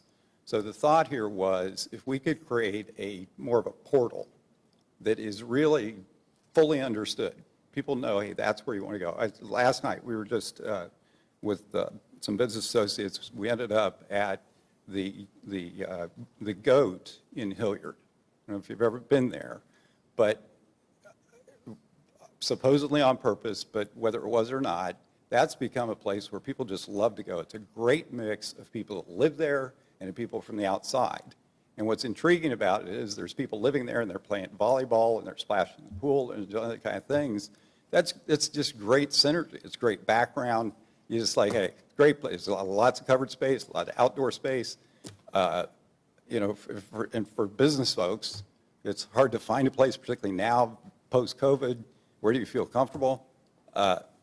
Surprisingly, that's become the kind of place we all like to go. So I heard you talk about, would you live there, would you do that? We looked at this and said, what would we feel comfortable doing? You know, we all go to Bridge Park, we sit in some pocket parks and grab our dinner or whatever, but in this particular area, where would you really, how can it make its own place? How can it feel like something that you really want to be there and you really want to feel engaged, and what would that look like? And our feeling is that creating, you know, right now it looks like a slab of green stuck on the back of the building. That's not where it evolved to at all. It would end up being something that is a memorable place to be, a porthole to the street, a street that's not the greatest street to go walk around on in the first place, but it'd give you a reason to go there. That's our thinking. And I think we can evolve the architecture to support that. Thank you. Mr. Ray. Can you explain the underground parking? Is it just a 60-foot bay that runs along the entire footprint of the building? It's about as straightforward as you can get. By doing just that little shift in grade, it lets that ramp, you go inside 20 feet and you're at grade, and you go outside about 25 feet or 30 feet, and you make the grade. So there's no parking under the green space that you've illustrated? No, we had lots of schemes that looked at doing a deck out there, and again, you ended up gobbling up all kinds of green space. It didn't make any sense. And it didn't matter if you reduced the parking or the count of units. If you didn't have it under the building, it's not a big site. You lose all the green space. And thanks for the explanation of the on-street parking. How do you restrict just anybody parking there other than people going to the commercial businesses? I don't think we would restrict it. You'd restrict your residents and say they can't park in the street. They have designated spaces under. It's in the public right of way, though, so don't they have the right to park there? It's public parking? I think you could restrict it, at least say if you are a tenant, you have a assigned parking space and you need to use it. Yeah. But somebody else could park there. Anybody, right? Yeah, anybody could. Yep. Guests, anybody could. Right. One other feature about this site, there happens to be with the hotel, as a part of the hotel, there's parking that was required to be pushed onto this parcel. And so part of this plan includes, I think there's 20 or 22 spaces that it looks like there's more parking here than there actually is, because that's allocated to the hotel. And one other question. So this is 4 stories, but you could go to 5. Is there a reason why you didn't take that option? Yeah, we did our own pruning before we came in front of you. Could we? Yes. Is there a way we could push it? Could we come in and ask for a variance on various things? Could we ask for an offsetting green space? There's actually a little excess green space on the hotel project, so, and it's right there. So if we wanted to, and we left that because, hey, if the on-street parking just doesn't work, it's not a question of approval, it's physically, if it doesn't work, we need to move it on-site. We offset that because we do have the green space right next door. So we've left ourselves some wiggle room so we can all get this worked out. But, it's back to how do you start the ball moving towards a Bridge Street zoning that flows into the rest of Metro Office Center.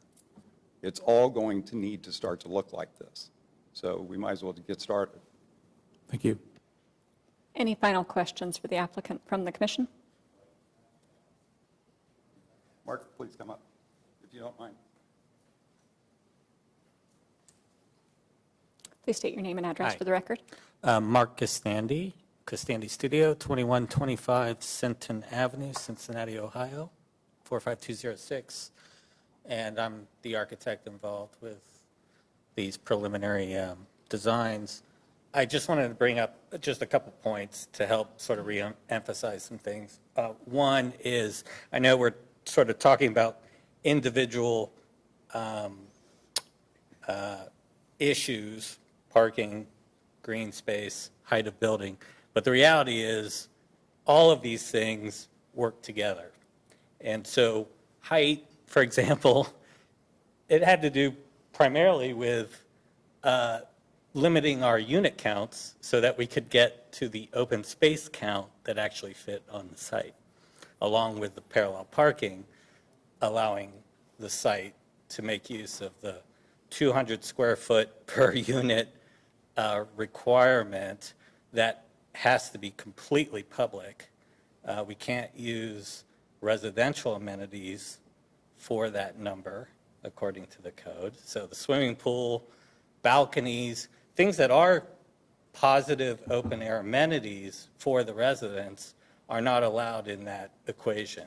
So this is purely about making the numbers work.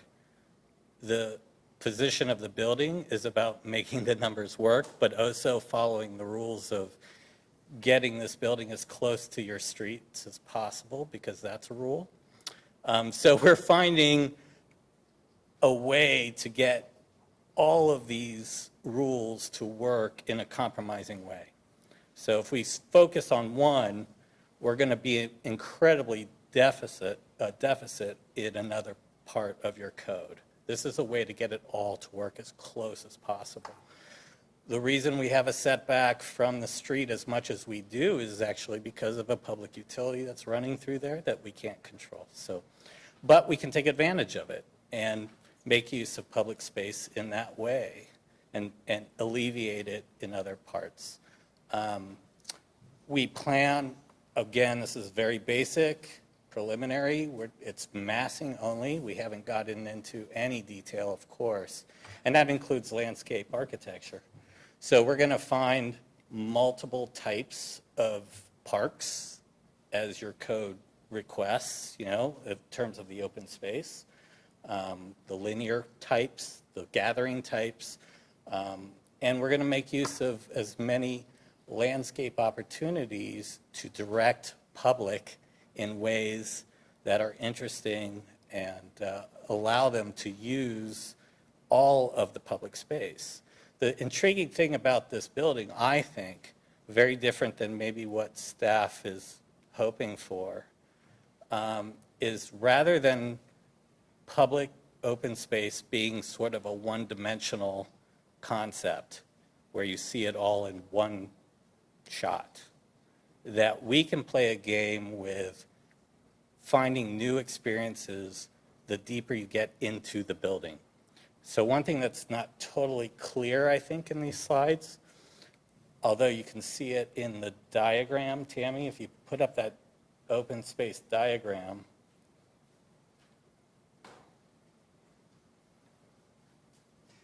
right there, great. You can see we are actually penetrating the building with public space to get into the south side of the building. So we have 3 or 4 separate sort of spaces within the larger context to do very different things in each of those areas. So rather than one concept, we can apply multiple concepts of open space throughout the whole site. That public space that's occurring through the building is actually a plaza that will be able to be used for seating and everything undercover, because there's the bridge of the apartments above it, that the commercial space, the restaurant, the bar in those spaces can bleed out onto. They can also bleed out onto the public space along Franz Road, so that there's constant visual recognition of activity and therefore inspire people to experience and to discover for themselves what's going on the site. So the idea is to not let this be a one-dimensional, one sort of line of thought kind of building, and let it be something that can be explored a little more and take use of, make use of all the opportunities of the open space that's provided. Thank you, Mr. Costante. Any final questions for either staff or the applicant before we enter into deliberations? Thank you both. Thank you. All right. Mr. Grimes, would you like to start us off this evening? I would, thank you. And thank you for presenting the questions. I like the general layout. I think it's nice, but I think the parcel's too small for it. I think that, you know, it's a beautiful concept, but I'd be concerned about trying to put too much into the size of parcel. So I wouldn't be in favor of a waiver for the open space requirement as it is presented. Thank you, gentlemen. We'll continue on with deliberations. We'll give you one more opportunity to ask for clarification on any options after we've just discussed. And the on-street parking, I have concerns with that in the area, with not having any parking now on the street. So those are two things that I'm concerned about. That's all. Thank you, Mr. Grimes. Mr. Way. Thank you. I have a couple concerns. I understand this parcel. I've driven by it a lot. I understand the challenges of it. And I think in terms of the use, the mixed use, I think it's appropriate. I think this part of town needs more mixed use, more residential people living there. There's a lot of hotels and offices and, you know, commercial, but there's not a lot of people living in this corner. So I think this could really add to that. I'm really concerned about the massing of the building. I think it's this long linear facade that's not well, it's articulated but not well broken up. And I think that it should be 2 buildings and that it could be 5 stories and still achieve the square footage that you want, the number of units. It could still achieve the parking. And I think the greatest part of it is in the separation between the units could be the open space that I think people are hoping for, that something that is fronting onto Metro Place that gives it a kind of a public face that's different than Franz. And it could be a real amenity, not only for this project, but I could see people coming from the hotels across the street, if it was done well, as a really great kind of place in this area.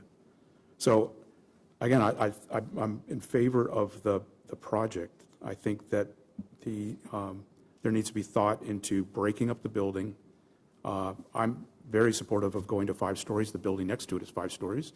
And across the street, you've got one hotel at 4 and one at 8. So I think it all fits somewhere in there.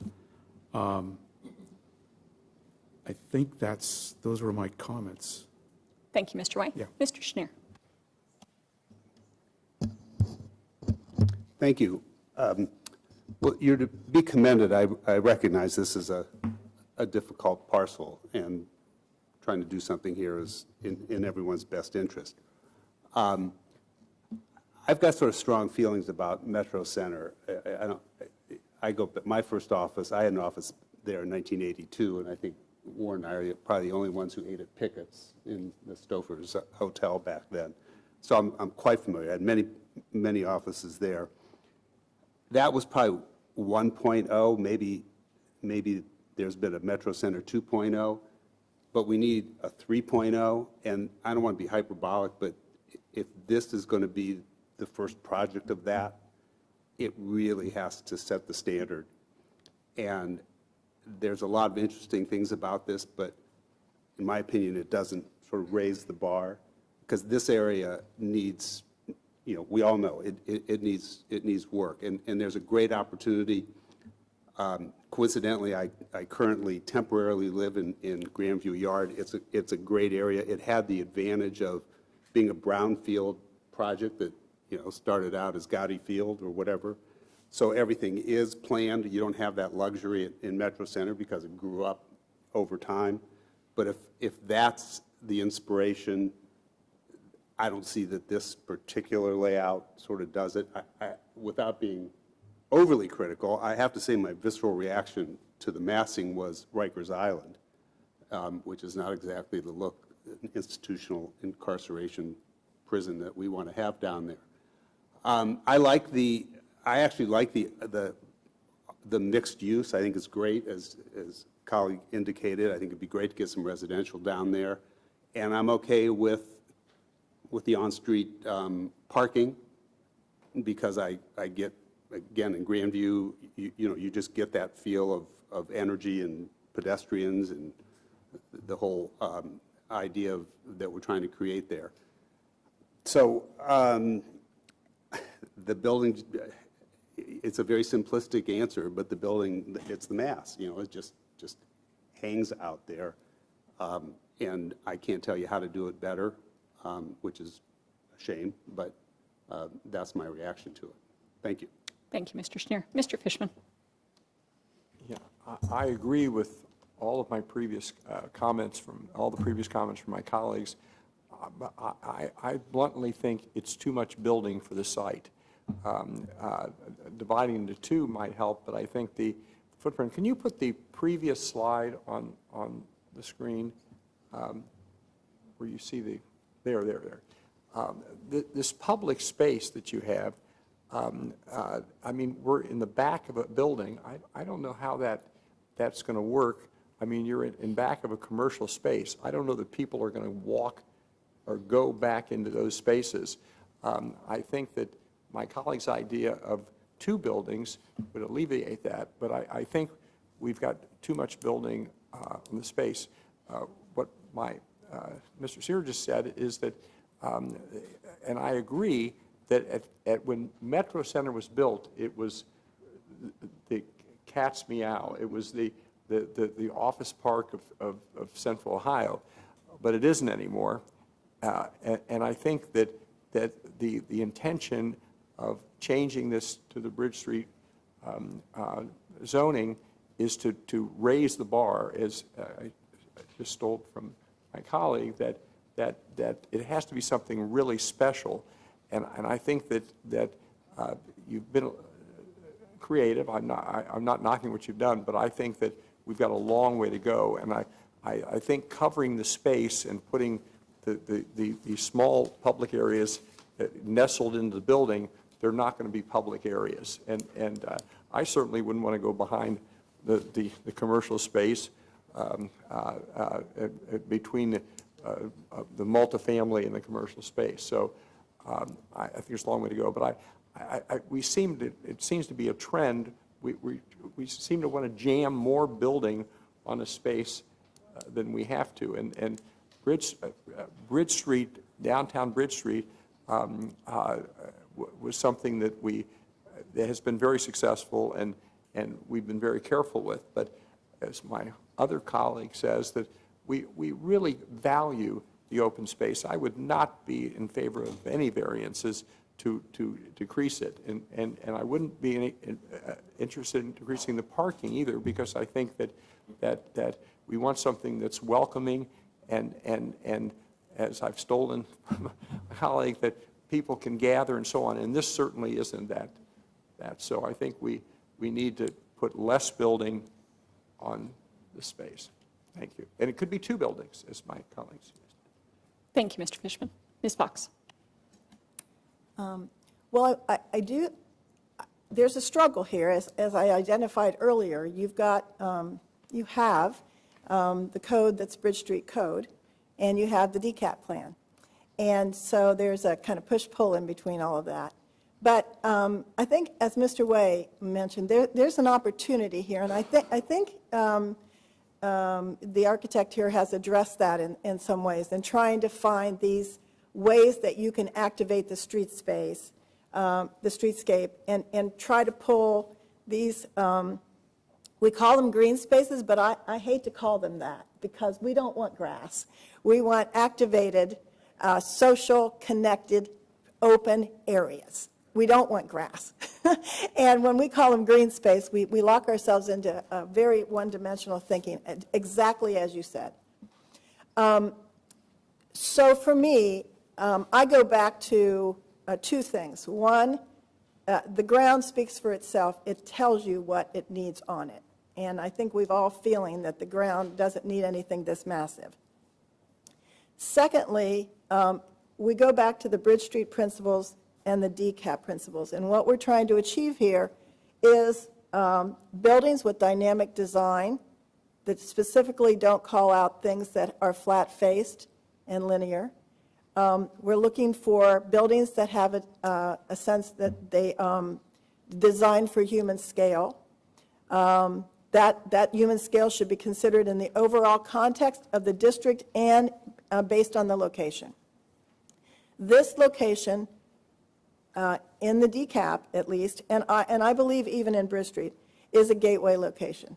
You are going to come off of Bridge Street, you're going to hit this first, and it's going to say to you, you're welcome, you're coming to somewhere. And I also believe that we need to break it up into 2. Because 1, you could satisfy the DCAP plan by having a 1 to 2 story, really dynamic, interesting piece of architecture on that corner, spilling out into this open space that maybe is around it, behind it, in front of it. And I don't believe that you have to be so close to the street. The DCAP code gives you more space than that. We are allowed to give waivers. Because what we're interested in is not how many feet away it is. That doesn't help us. What we're interested in is, does it draw you to it? Does it make you want to stay there? Do you come down there either on your bike, your car, your scooter, and say, I got to stop here? If it doesn't do that, I don't care how many feet you are, 5 feet or 150 feet, right? So I think you have to break it up.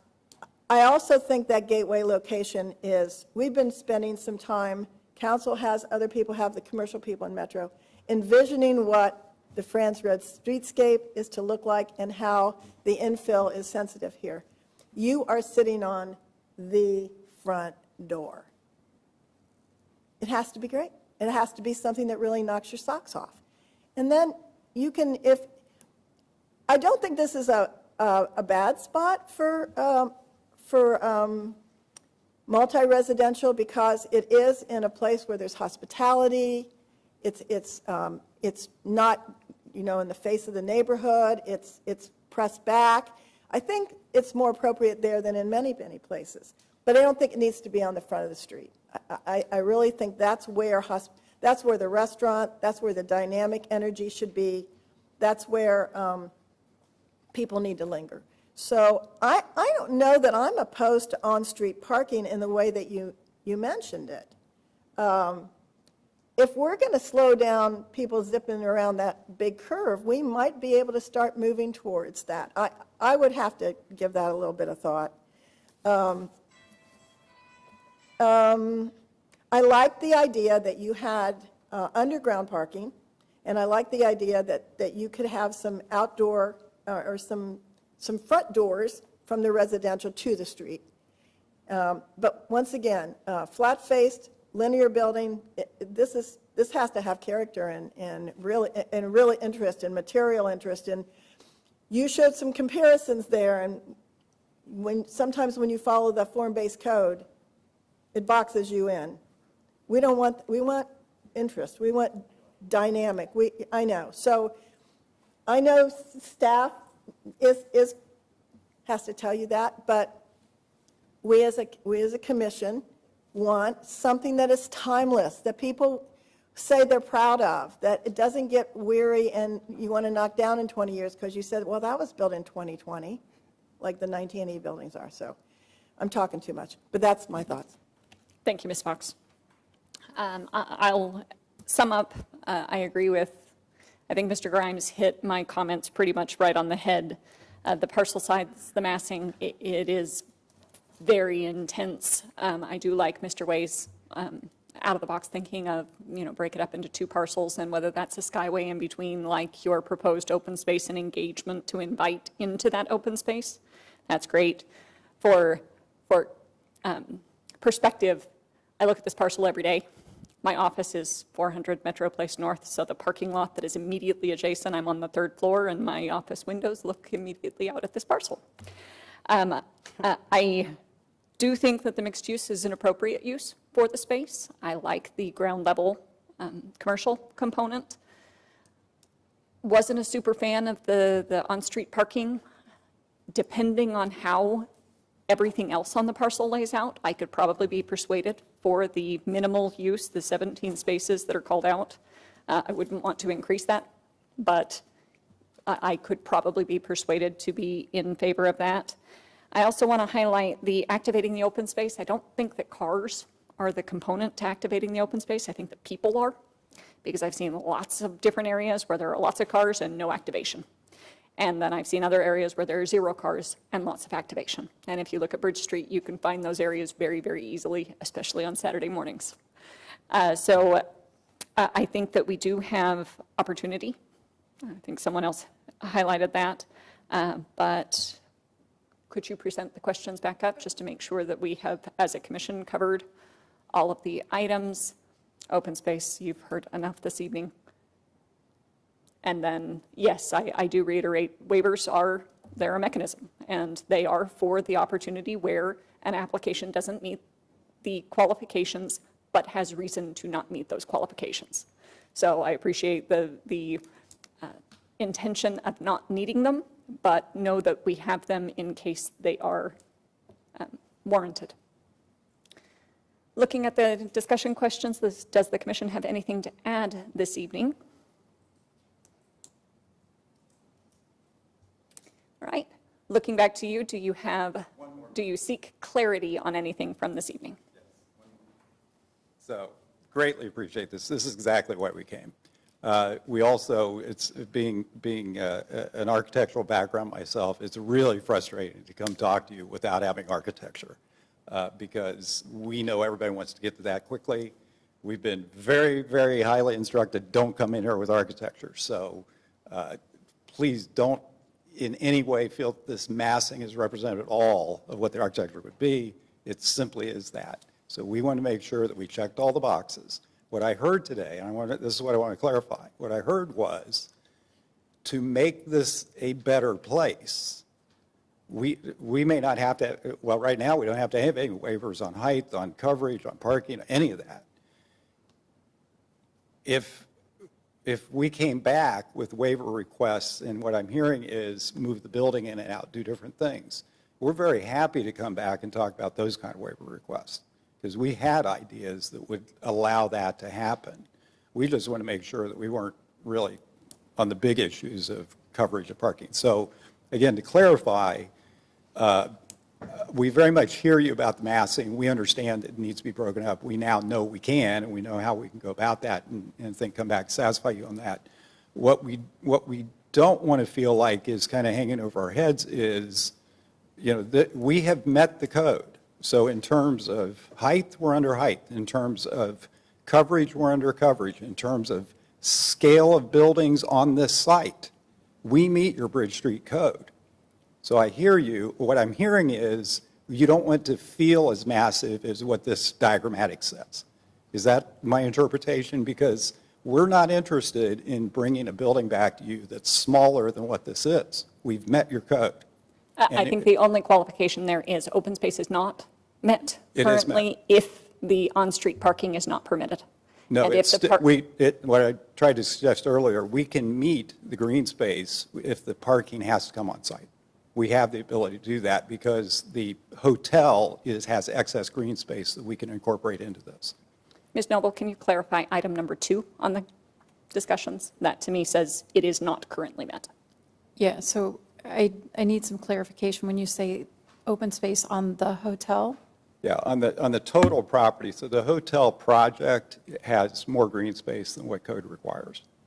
So there's excess there that we could redistribute. Typically speaking, we would have to entertain that when we do the hotel, not after the fact, and then qualify, hey, we could use, this other blocks for Okay, well, that's good clarification to have. I guess the other thing I would say is if we had to move the parking on site, actually a parking space on the street takes up more square footage because it's a longer parking space. So we could probably figure out how to get the green space even if the parking has to come on site. We're also over parked, so we're over code. We could reduce the parking and still make it work. So going back to your question then about the application, I think and Commission, keep me honest here, I think what you're hearing is we understand that we're at this phase. We understand that we're at the massing, and we're just looking at the Duplo blocks at this point in time. We're not looking at any architectural detail. However, the open space placement is not what we would like to see. So if that needs to move, then that affects the footprint of the building and therefore could not qualify or not meet the requirements of the application. The on-street parking, you have kind of a split commission right now. So I didn't count to 4 during that session. I think I counted to 3. So that one's a question mark as far as the commission goes right now. And then as far as the architectural details, which would come at a later phase, we are looking for this to be the 3.0 version of Metro Place, and so making sure that those items are met. Okay. Yep. Code is absolutely applicable. We do have 2 versions of code that are kind of opposing right now, so we will take both into consideration. We will work with you to make sure that you are required to meet the code, but not required to meet over and above the code. Great. Yep. Well. Yes, Ms. Fox. You were asking about massing, and I heard the building is too big for the site. It's too much building. So I think I want to be clear when you say, I don't want to come back with a smaller building. I know for me, I'm saying that I want to see, 1 to 2 stories right on France if you break these buildings up, and then you can stair step up and go even 1 floor up if you needed to do that, because you're allowed to on the residential. But I think the DCAP is a very important document, and it needs to be adhered to because it sets the stage going down the street. So to do, I would not be in favor of a 4-story on the streetscape of France Road. And I think we heard split on there because I think Right. that there were some commission members who were very much in favor of a larger building. So I apologize. Yeah, so I you think heard there were good vote. 4 who were okay with the taller building, and so that would be the direction of the commission today. However, I think what you heard also was we're not necessarily opposed to, in favor of a reduction in the square footage of the building, just in the massing of the current proposed square footage of the building. Right. Got So it. if we were to go taller toward the back even, and shorter down the front with a total net gain of a slight amount of square footage, I don't think that you would hear opposition. Got it. However, right now with the massing, we are bursting at the seams. The buttons are about to pop off the shirt, is what I think you're hearing the commission say with the current format. Again, knowing that we have Duplo blocks on this illustration. Right. Well, you're seeing the result of your code. That's what you're saying. So you're getting a visualization of exactly what that guidance says. We agree with you. And everything you've said, I could say we're sitting here, I'm agreeing with you. So let us get creative. Let us figure out now how we can take this kit of parts and come back with something that we think you'll be proud of, we'll be happy to present, and look forward to it. Wonderful. Well, we certainly appreciate your time this evening.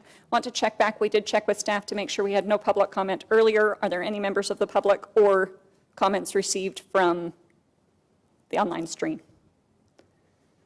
We did that a little out of order, but thank you again. so I much. appreciate your time. Appreciate it. And we look forward to seeing you back. All right. You good? All right. Now we are looking at a new case, case 3. Actually, you know what? Could I do a straw poll of the audience? How many of you in the audience are here for the decap? Could I see by a raise of hand? Staff, any opposition for my moving the decap before the next? These patient people in the audience have been incredibly patient with us. All right, so I'm going to go out of order here for the sake of the audience this evening, and we will move to the administrative case, the decap, the Dublin Corporate Area Plan Mixed Use Regional, MUR4, informal review. This evening, cases 5, 6, and 7 will be heard together, and I'll read those cases into the record. Case 5, 19-117, ADMC, Code Amendments. Case 6, 21-086, ADMC, Design Guidelines. And Case 7, 21-087, ADMC, Area Rezoning. The first application, 19-117, is a request for feedback of proposed amendments to the City of Dublin zoning code to create the MUR4 Mixed-Use Regional Llewellyn Farms Office District, which includes the creation of a new zoning district and associated development standards. The second application, 21-086, is a request for feedback of proposed design guidelines to complement the proposed MUR4 Mixed-Use Regional Llewellyn Farms Office zoning district requirements. And the third application, 21-087, is a request for feedback of a proposed area rezoning accompanying the creation of the MUR4 Mixed-Use Regional Llewellyn Farms Office zoning district. Ms. Roush, welcome. And I will turn time over to you for our case presentation this evening. Great. Good evening, everyone. As you stated, this is related to the Dublin Corporate Area Plan, and as we previously discussed at the last meeting on June 17th, we did a really deep dive into sort of the background of this, so I have an abbreviated version here just to keep us oriented and on task tonight. So there are 4 districts that were created when the Dublin Corporate Area Plan was adopted in 2018. The proposal before you this evening is only for the MUR4, which is the Llewellyn Farms Office District, which is the area outlined in red here, which is located in the bottom right-hand portion of the screen on the map.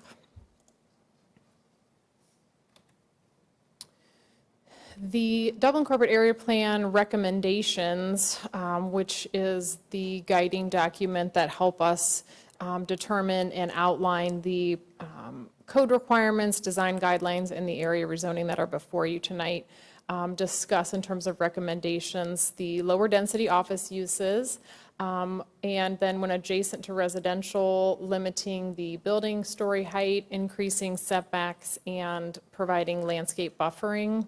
And as we discussed at the June meeting, we talked through what those various limitations were, and then specifically talked about Site 11, which is the only undeveloped parcel within this area, which is highlighted here in blue. And the recommendations for that are, again, very much in line with these recommendations for the general area of MUR4, but that lower density office, looking at building height limitations specific to this, as well as then additional buffering requirements. So, and as we had that discussion, no numbers other than the building heights were included in the Dublin Corporate Area Plan recommendations. So ultimately trying to translate that to code and have this collaborative discussion between staff as well as the neighbors and the commercial property owners to try to find that balancing act to implement the recommendations. So as you mentioned, there are 3 components to this. So there is a new draft zoning code, a new set of design guidelines, and then accompanying that is the area plan, or excuse me, the area rezoning, which would then establish the zoning moving forward so that property owners within this area would have those regulations already in place and wouldn't have to go through a rezoning process should those be developed or redeveloped. So As I mentioned, we introduced this in terms of review process. This was introduced to the Planning Commission on June 17th for just discussion and information purposes to sort of orient everyone, since that was the first time the commission had seen these three components. Tonight, again, is another informal review of this. We're not asking for any determinations to be made. And again, pending what the discussion is tonight and if additional information or meetings, special meetings, just dedicated to the review of this, because it's pretty significant and there's a lot of information. And we just want to make sure everyone has the a lot amount of a time they need to feel comfortable with this, but the ultimate goal is Planning Commission's review and recommendation to City Council, and then City Council would make a determination. So as I mentioned, we developed the code and guidelines with the goal of implementing the area plan recommendations, also though trying to balance from a commercial property owner standpoint, viable development or redevelopment of their site, as well as though taking into account and consideration the residential property owners that abut this, who've been very engaged throughout the process, and understanding their concerns and how to mitigate those as well. So we had a series of commercial or virtual meetings, in-person meetings with commercial and residential property owners over the last year or so, just to share that, have the dialogue.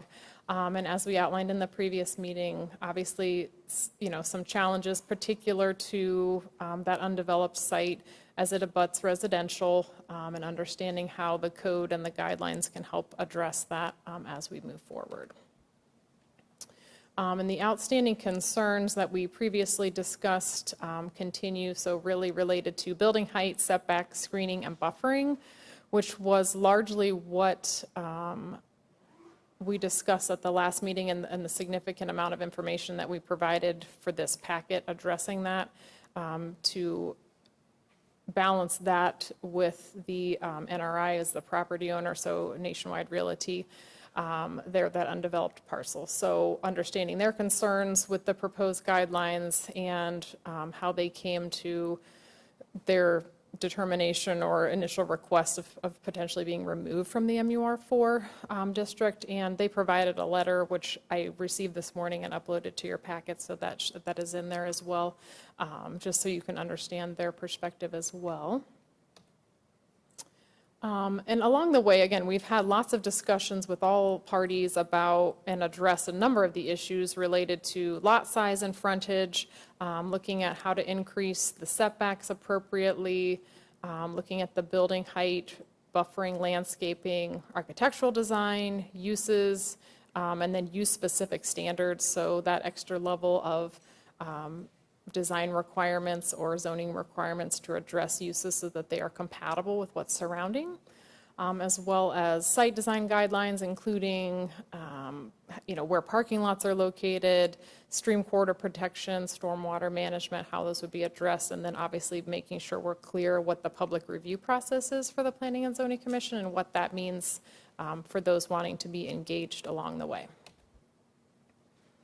So our meeting on the 17th, as I mentioned, there was a significant amount of information that the Planning Commission requested, which staff pulled together, and I'll go through here briefly, and happy to answer any questions that you have about the information provided. So again, a detailed summary of the history for the Dublin Corporate Area Plan that was included in your June packet, but we made sure it was provided again. Just again to understand what the discussion previously was related to the Dublin Corporate Area Plan.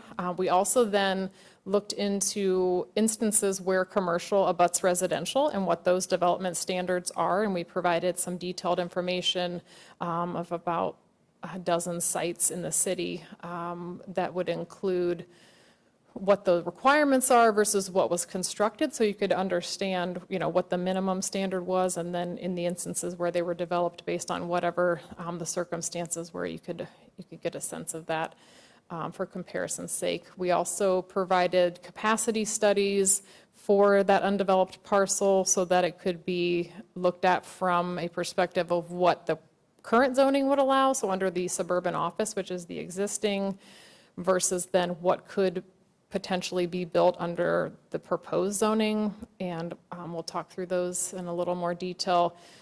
Some additional landscape buffering, so what what was being proposed, how could that be accommodated in either one of those capacity scenarios, as well as some benchmarking of what other communities do for when commercial and residential abut, just again for your reference, and how that compares to what we're proposing. And then I also provided an update to that comparison chart that I provided at the last meeting of what the suburban office code would permit, what the draft code permits, what the Llewellyn Farms neighborhoods request is, and then what NRI's request is. So you can sort of see that in comparison. So I have that information. And then the Llewellyn Farms neighborhood provided a letter with a series of questions with the previous meeting, and I reviewed those, and we made some minor changes to the code to address the areas where we could, and then I also, for the commission's interest, included some areas where the code already addresses those, and again, I'm happy to talk through what those are in specifics tonight. And then, as I mentioned, NRI provided a letter, which is in your packet as well. Okay. So in terms of the history, again, this has been in review in various stages for many years.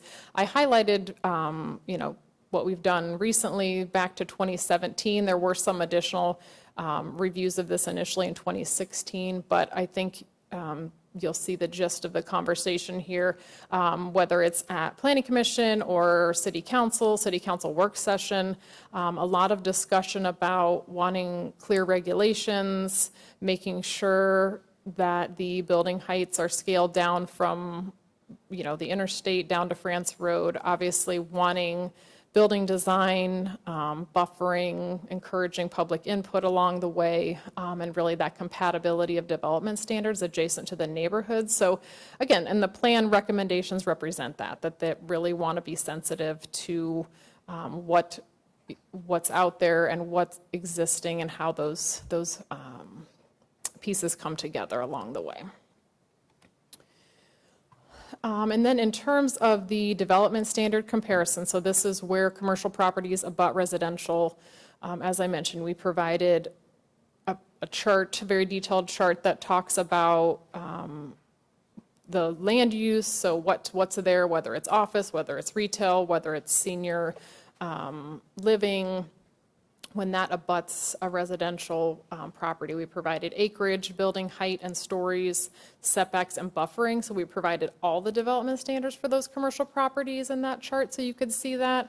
And then we broke it down a little further in that providing development standards specific to the property line that abuts residential. So again, so you could get a sense of when this abuts a residential property, what are the standards. So the general summary when you look at that document is in all instances it's a 35-foot building maximum height, and several of them where they are adjacent to residential have that 2-story limitation. The pavement and building setbacks vary, again, depending on the size of the site and whether it's a development text standard or a zoning code requirement. So pavement setbacks for those property lines that abut residential range between 12.5 to 30 feet in a pavement setback, or 25 to 75 in a building setback. So again, that's to give you a comparison of where we are with our proposal. And then we provided the 2 capacity studies. So again, looking at it from the suburban office district and what could be developed, and we tried to look at it from what I'll call a worst case scenario, if you're looking at it from a residential perspective of how close could the building and the parking be under the current zoning, and just wanting to provide that frame of reference. And we had provided something similar to the residents probably 6 months or so ago. And again, this is a little bit different, but ultimately you're seeing, the building and the parking located pretty closely under the SO zoning. And again, the number of scenarios for this under the SO zoning versus the proposed zoning they vary because, again, there's not a development proposal there. This was just us taking our best guess at what could viably be built there. How do you have parking? So in both instances, you see a building That's for a 2-story office, and then parking surrounding. As you'll see, a significant portion of the site, this again is that site number 11, about a third of it is within floodplain area, so they're very significantly limited on that southern portion of the site for development. So that automatically removes that portion of the site from being developed. So that's the proposal under the SO. And then this would be, if it could be built under the MUR4. So again, looking at an office building, and again, trying to incorporate all the requirements that are proposed within the code. So you'll see that the parking is set back further, as the code recommends that parking be located between the building and the property line to provide that additional buffering for the building. So the building is set back farther. It also includes the buffering requirement and setbacks in accordance with the code. The parking for this within the MUR4 is the requirement, minimum requirement is less than what SO would require. So again, depending on a potential development and user need, there could be more parking, meaning the building is potentially smaller. So, I mean, obviously they have to meet the code or go through an approval process with the commission to do something different. So again, those are just some options to help give you some frame of reference of what could happen there. In terms of the landscape buffer, again, this is looking at those scenarios of SO is the one on the left, and then the MUR4 is the one on the right. So trying to look at what a 35-foot buffer is within the draft code, that's what we're recommending, just given that there's existing trees, and there was a lot of discussion with the neighborhood about how to preserve existing vegetation and that count towards the requirements so that, you know, again, you're not losing viable trees and canopy and screening at a mature stage for the sake of planting new trees that meet a requirement. So again, that's our proposal, just again demonstrating what those various ones could look like. And then, as I mentioned, the comparison chart. So I tried to break it down in a way that hopefully makes some sense to everyone, and including NRI's updated information just to make sure we're capturing that accurately. So we have the building setbacks are the first 3 rows, then pavement setbacks, landscape buffering, and then and I can talk through these. And then we have building height and uses. So again, largely the current code is really under SO. It's a lot of, it's based on the sum of the building height and length that really determines, or the right-of-way width that determines your setbacks in the current code. As the MUR4 code is drafted, it's proposing set numbers, and again, with the building setback at 75 as the minimum, the neighbors' request, so the Civic Association request referred to residential standards, so that was their information provided in their letter, and then NRI's request spoke to building setbacks not greater than 50 feet. So that hopefully that helps give some perspective of where everyone is on the building setbacks. In terms of pavement, whether it be the front, the rear, which also then ultimately coincide with the landscape buffer. Again, the current code is largely mathematical, so it's based on the building height and length. That helps determine how far the building is set back, and that also helps determine the pavement setbacks as well. The proposed code is showing 35 in those instances. The residents' request for that was also 35, but NRI's request was for that to be 25, and their information was really wanting to make sure that they're being provided maximum flexibility to develop their site, again, given that they don't know exactly what's going to go there. And then in terms of the buffer, the code currently has minimal minimum requirements of a 6-foot wide buffer with a 1 tree per 40. The proposed MUR4 code is looking at a 35-foot buffer. And again, in the draft language, you'll see we're, accounting for using existing trees as well as looking at how to mix deciduous and evergreen to provide a variety of material within that area to beef that up, as well as a 6-foot opaque screen. And that can be made of landscaping, fencing, mounding if that's appropriate. The neighbor's request for that was a 35-foot buffer with mounding if that's appropriate, and then a 9-foot tall opaque screen. And NRI's request was 25. In terms of building height, similar for setbacks. Again, it's all really depending on how the site develops. The building height equates to, how you meet the setback requirements. So there's not really a maximum height. It's really just depending on how your site is developed. Under the draft code, it is currently written as 2 stories at a 22 foot at the minimum setback, but up to 35 at a 1-to-3 ratio of height to setback. So for every 3 feet of setback, you can get another foot of building height, but not to exceed 32.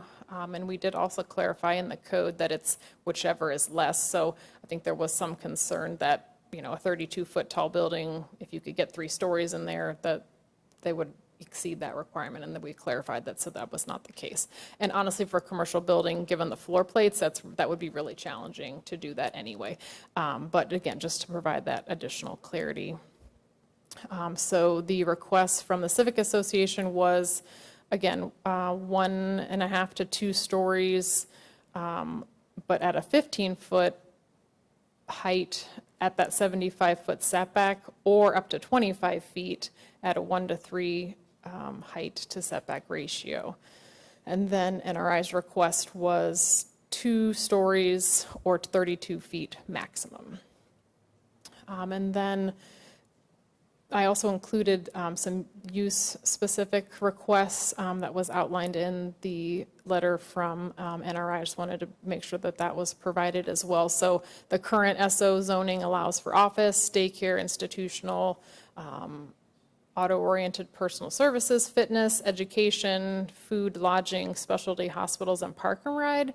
The proposed code looks at office, institutional, training, research, development, and daycare. So it is fairly similar in terms of the uses. NRI's request was allowing those existing uses and the proposed uses, but also looking at a request related to a residential or assisted living, nursing, and senior housing for consideration. Again, the current code and the proposed code do not contemplate that, but again, I wanted to share what was shared with staff. And then in terms of the correspondence piece of that, as I mentioned, we made some minor changes to the language in the code and the guidelines, which is reflected in the drafts as a red line version. So anything that was modified from what you saw in June, again, it's largely similar, but we included some language related to, as I mentioned, clarifying the height and stories, that's whichever is less. Roof pitch, I added some additional language to ensure that the roof pitch sort of fits that residential character. I know that was a concern of the residents. I also then clarified some language about landscape buffering and existing trees counting towards that buffer. And again, there was a number of items in the Civic Association letter related to the public review process and noticing. So for the commission's awareness, I outlined what the current code, or excuse me, the proposed code allows for. So there was requests about how noticing and public engagement, as well as the various minor project and waiver reviews happen. So ultimately, in all those instances, anything that comes before the Planning and Zoning Commission and any new development would come before the Planning and Zoning Commission. Property owners that are within 300 feet of a particular site are notified, and that includes minor project reviews and waivers. They would be noticed and be able to come and make public comment and be heard by the Planning and Zoning Commission as part of their review. So that's the current code already, or excuse me, the current draft already accounts for that.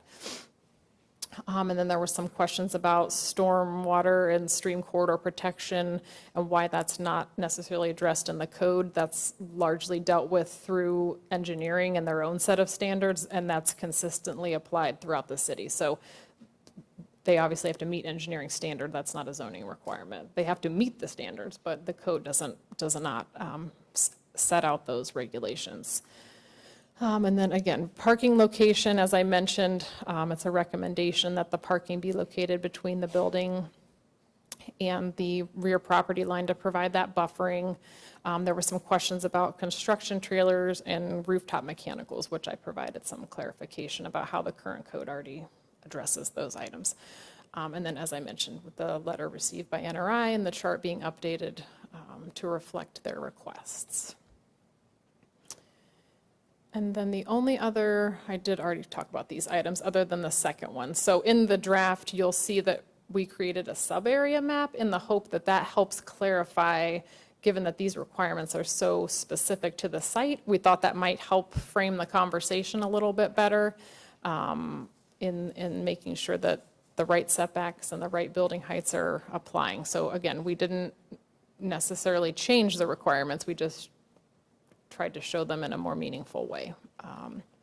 So with that, I am happy to answer any questions that you have. And again, no decision required tonight, just happy to answer any questions and help you all determine how you want to move forward with reviewing this code, because a lot of these issues outlined are specific to one particular site, and there is code that addresses all the other sites within this MUR4 district. So, Thank you, Ms. Roush. Looking to the commission for questions at this point. Could you present the Site 11 comparison information, the one that I'm looking at? I grabbed a screen cap as you were going through. Yes. So this guy here, can you speak to, it's a little difficult when we're translating column 1, that PUD suburban office, when we're doing calculations, especially when we have an or condition and we don't call out whichever is greater, whichever is less, you know, anything like that. So given that the scope of this is so narrow, can you apply, for instance, I know you can't based on building height and that sort of thing if there's no building to compare that to, but I imagine we do have right-of-way. So can you apply that metric to where we can in this particular graphic? and honestly, sorry, it might actually be easier if we look at that, this example that was provided for the capacity study, and I can point on here since this is not as legible on the printout, it's much better. So again, in terms of building, get to the right screen here, building setback. So the front yard setback under SO in this instance would be 30 feet, which again, as this is setback significantly from that. And parking within the current code would be permitted to encroach into that setback requirement. So again, depending on, and this scenario, as I mentioned, was looking at what would be the worst case scenario in terms of the building location. So the building was pushed significantly further back into the site, whereas if it was developed, it could potentially be developed with the building much, much closer. It really just depends on again, how you would want to lay that out. So in this instance, as I mentioned, the setback would be 30 feet for the front yard setback, and then with the ratio of the building, the sum of the building height versus the length of that building, that's again how we got to that instance where the building was pushed back as far as it could be, because that's, if you're looking at the 2-story height, building height at 30 feet in height, and the building wall that's adjacent, so this short end of the building that's adjacent to the residential part is 110 feet. So you would take the 110 feet plus the 30 feet of proposed building height, and a fourth of that determines the setback. So that would be 35. Yep, so 35 feet. Okay. So again, if the building was less narrow, was taller, I mean, again, all these, it's a kind of a puzzle, right? So however you tweaked the building, you could get it closer, you could move it further away. It really just depends on how, and again, we really tried to look at this from what would be a potential commercially viable building. So we weren't trying to like make a really narrow shotgun building because nobody would build, I mean, realistically, nobody would build that. So we really were trying to take into account how you could potentially develop that. So that help? Okay. Yes, that offered clarity, so thank you. All right, so as far as progress through the meeting, what we're going to do is we're going to address any questions that we have as a commission to staff, and then we will open it up for public comment. We would then invite you to come up. Time limit, 3 minutes is typically what we have. I think it's 3 or 5 sometimes. I believe that it is 3. I will consult your rules and regs momentarily. So we'll get that clarification here in just a moment. But looking back to the commission, first of all, staff, thank you. I know this has been a labor of love, and we certainly appreciate your time and effort and your engagement with the community and with the parcel owner here.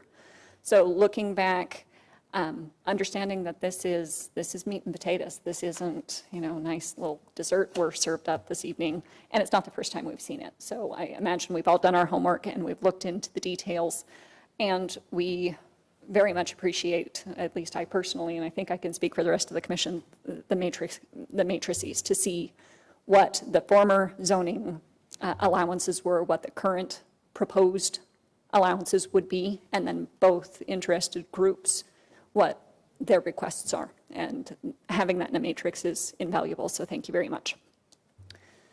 All right. You guys never this quiet, so I know there are questions.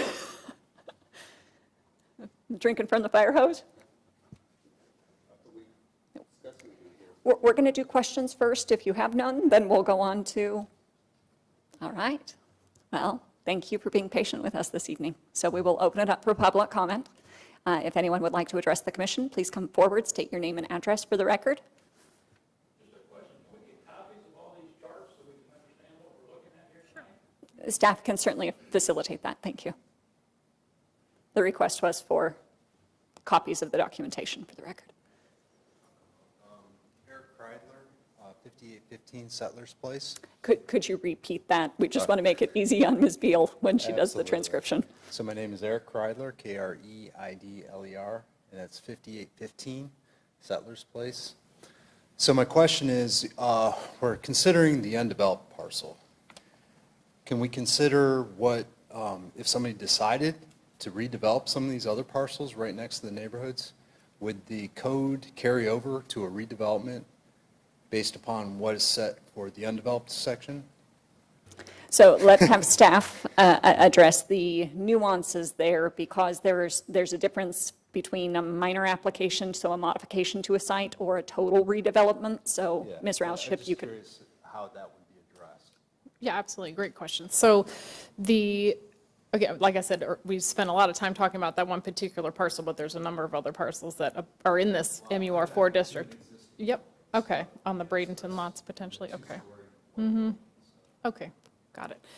Yeah, so the requirements in the code address all of those instances. So anybody that would either come in to make an addition to an existing building or demo the building and want to build a new building would have to come forward through a public review process. So depending on what they're doing, most instances, as the code outlines, would be before the Planning and Zoning Commission. So anybody wanting to develop that would submit an application and go through a similar process to the other cases that you've seen tonight. So they are presenting their materials, staff's doing a review of what those requirements are and how they're met or not met, and then you'd be noticed as a budding property owner if you're within 300 feet, and then you'd have the opportunity to hear the proposal. And again, when applications come forward, we typically also notify neighbors as well, just so that they know. Oh, sorry, you got to be at the podium. Sorry. I'm getting there. So when I talk about redevelopment, I'm thinking raising the current building and then starting anew. I just want to know what, since it seemed like you're breaking this down into the undeveloped region, and you're saying, okay, we're going to develop this special code for this spot, but what about if somebody, for instance, unfortunately, there's been some fires in Dublin, but what if the building behind me burns down? What gets applied then? So, I'm just curious as to, you're considering this undeveloped region, but there's always the possibility that there's going to be some other situation.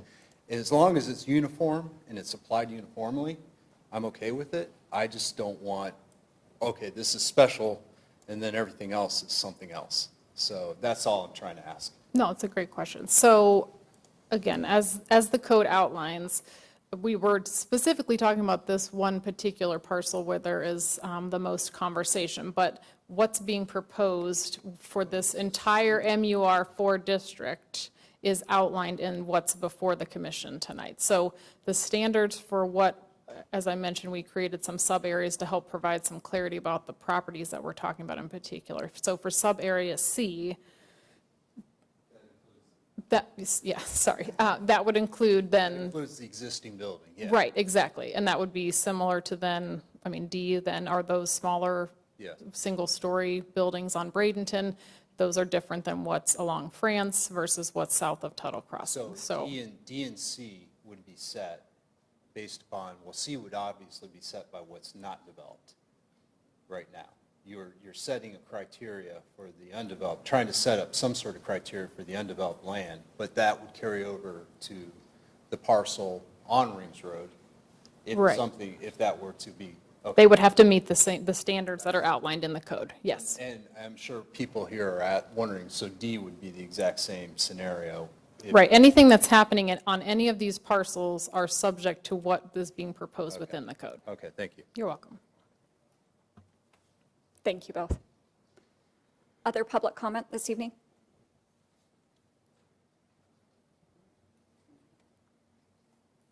All right. Well, perfect.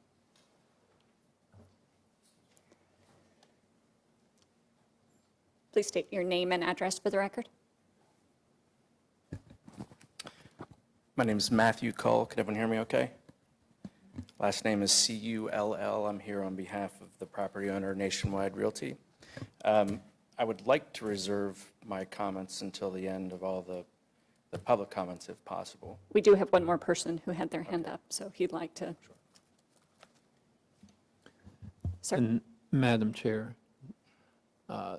just to correct my off the top of my head response from a few minutes ago, it is 5 minutes in your rules. Thank you. It's nice to see you out of your car this evening. Thank you. Nice to be back here. Sven Christensen, 5765 Settlers Place. And thanks to the chair and the group and the city for this opportunity again. By the nature of what I do, I try and get to agreement. And I do believe we're close. I think Jenny pretty nicely summarized building setback, building height are the two legacy remaining items that we're working on today. Jenny, I do have a quick question. Has there been a subdivision of plans in the revised zoning?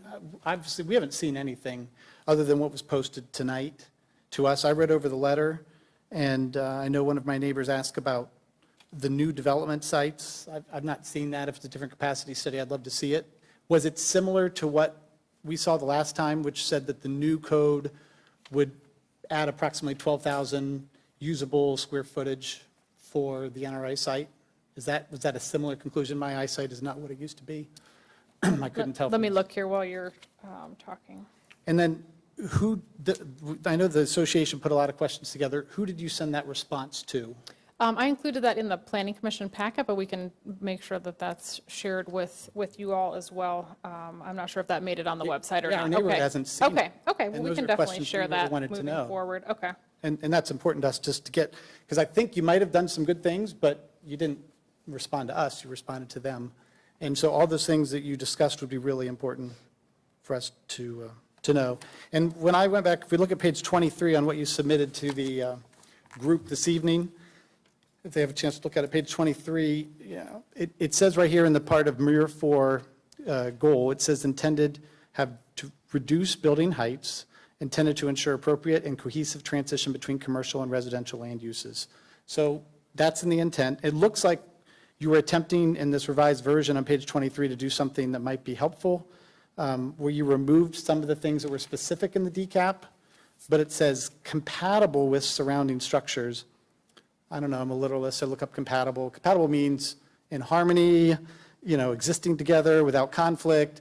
I would say that a building that is taller than exists today, which maybe was the intent, would be incompatible. And so maybe words like consistent or appropriate, befitting, if that's the spirit of the word that we're trying to get to guide developers, that would be a word. Or let's just be specific. If it's the example that you put in the letter to the city said something about 35 feet, that wasn't necessarily in something that abuts neighborhoods in Llewellyn Farms. That's someplace else in the city. Is that what we're talking about? The comparison of commercial to residential, right, that was looking at other sites. Not in Llewellyn Farms, though. No, the commission asked for other instances where commercial abuts residential so that they could have an understanding of what are similar instances. Again, they're not identical, right? It's looking at what does the code require? Yeah, in our neighborhood, obviously, what is in harmony, right, is what's been there. And I know those are considerations. This group, you have enough foresight on what the building's going to look like in 30 years and the way it's maintained. That's miraculous. That's foresight. If you think of those things and you think about let's develop something that's in Bridge Park that looks like you're walking down Italy, that's good, right? Exciting opportunities. You clearly can know that a building that is too close to the neighborhood is going to have impact. And so if you can think about the others, let's just get this one right. Let's just get it right. We're so close. We got involved in the process 5 years ago to say, and you said, stay with it. The zoning is the most important, so we're here with the zoning. Let's get it. Let's get it right. Let's put it, the Llewellyn Farms, put everything there. You may have responded to us and given us all kinds of good things, but we haven't seen it. So we're looking for that draft. You guys are on our, representing the cities as constituents, as board members, and we're looking forward to the good work. And the part that, in these parcels that I think you outlined before in C, this is the part that's unique. This has been suburban office and industrial district. It's had land use from minimal, sloped roof, what exists today. And by doing zone planning, it does make it easier for developers in the future, right? You just bypassed some guidance tonight of a 1- and 2-story up in an area that it seems appropriate. You can ask us as residents, we invested, we'd like to have some security that it's not bypassed. And so by putting it in the code, it doesn't get bypassed again. And so that's what we're asking for. It's been suburban office. It's been even unique for the stuff that's just right in front of it in section A. And that's why I think in our earlier discussions, our existing mayor has even said, maybe it should be a PUD because it'll protect the residents. We think you're close. Just hit those last points from the residents' perspective. And I think the neighborhood will be thinking about this in a history of the good stuff of the community and the board working together. And we appreciate your continued advocacy for all of Dublin. We love the business. We love the residents. Let's make them both work. Thank you. Thank you. Let's go, gentleman in the back.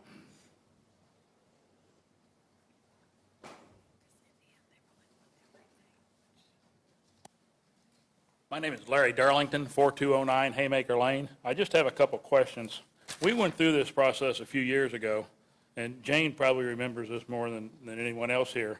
And it was our understanding as a neighbor of the Llewellyn Farms Association that the city of Dublin was going to not reflect any changes between Tuttle, France, and Rings Road that the association and neighborhood of Llewellyn Farms was not in agreement with.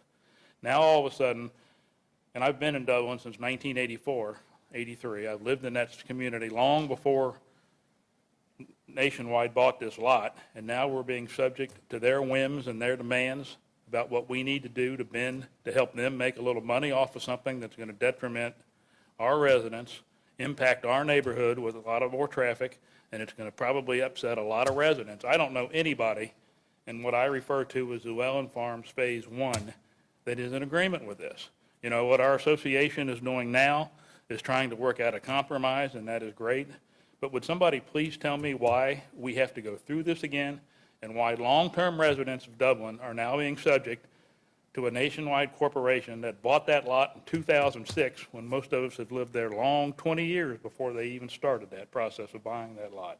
And now we're hearing about other transactions of real estate going on in Kramer Creek that are not public knowledge yet. We're being told about meetings going on behind what is being involved with our association. And would someone please explain that? So, Ms. Roush, could you give a little bit of a history of the SO to the MUR4 and how that discussion came to be? And then if you wouldn't mind talking just a little bit about zoning overall, just how that evolves. Sure. So the Dublin Corporate Area Plan, which I think is maybe what you're referring to, that was developed a couple of years ago in 2018, that's what was adopted then. That is a planning and guiding document that then provides recommendations. And then in order to implement, those requirements or that recommendation, then the code and the guidelines that the commission and the neighborhood and the commercial property owners are reviewing. Okay, I understand all that. Okay. But why are myself and my community being forced to accept changes that we really don't want? We've got a civic association working out things, trying to get along with everybody. We've got a big corporation that doesn't like that and wants to force their will on us, regardless of how it hurts our community or affects our house. And I don't need to stand up here and listen for the answer, but I'd sure appreciate a little help from the Dublin community on protecting a long-term civilization of Llewellyn Farms. Thank you, Mr. Darlington. Yes, ma'am.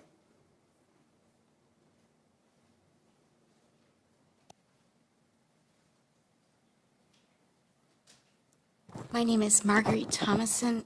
I live at 4656 Bridle Path Lane in Llewellyn Farms, 43017. My question is about the comparison of another residential area where the max was 35 feet. And I'm not quite sure what the definition of residential is. Does it compare to our subdevelopment of single-family homes that are max 2-story? Or does it incorporate condominiums or other types of developments in the community? I'm not sure where, if there's a visual of some, or if you could describe the residential area that is bordered by a 35-foot commercial. Ms. Thomason, with your permission, I'm just going to restate for the record what I believe your question was, so that Ms. Beal has an okay time trying to transcribe this later. So your question was relative to the presentation this evening, where staff prepared information with roof lines or heights 35 feet in height adjacent to residential property. You're seeking clarity on what type of residential property those were, if they were comparative to the Llewellyn Farms, or if they included other property types, including condominiums, multifamily units, and that sort. Exactly. Thank you. Thank you.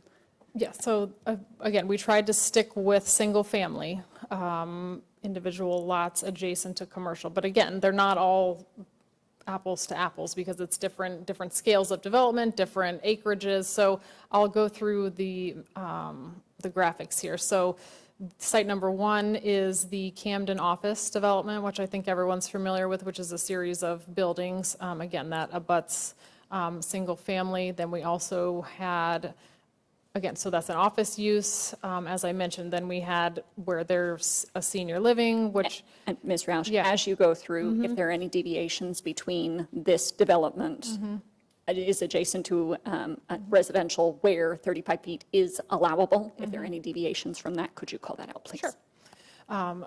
Again, so then as you move further south on Emerald Parkway, then there is a senior living facility next to single family, and then a daycare use as well. And let me get my handy dandy chart out here.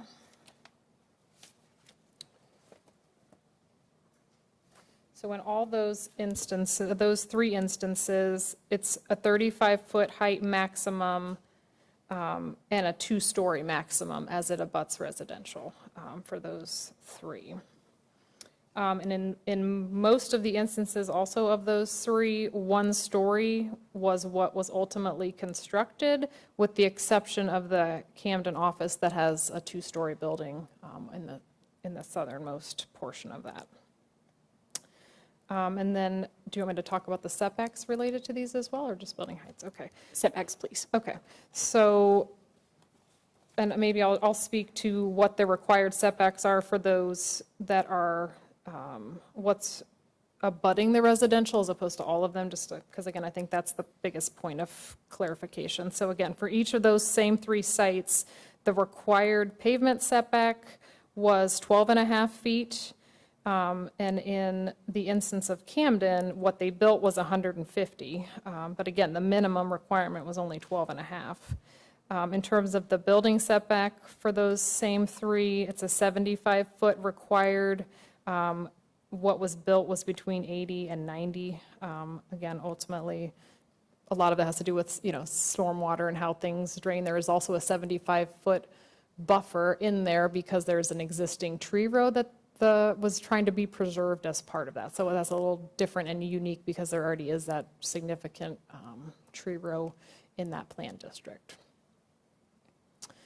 Then the next set are on Muirfield Drive, so Muirfield Square, that's number 4.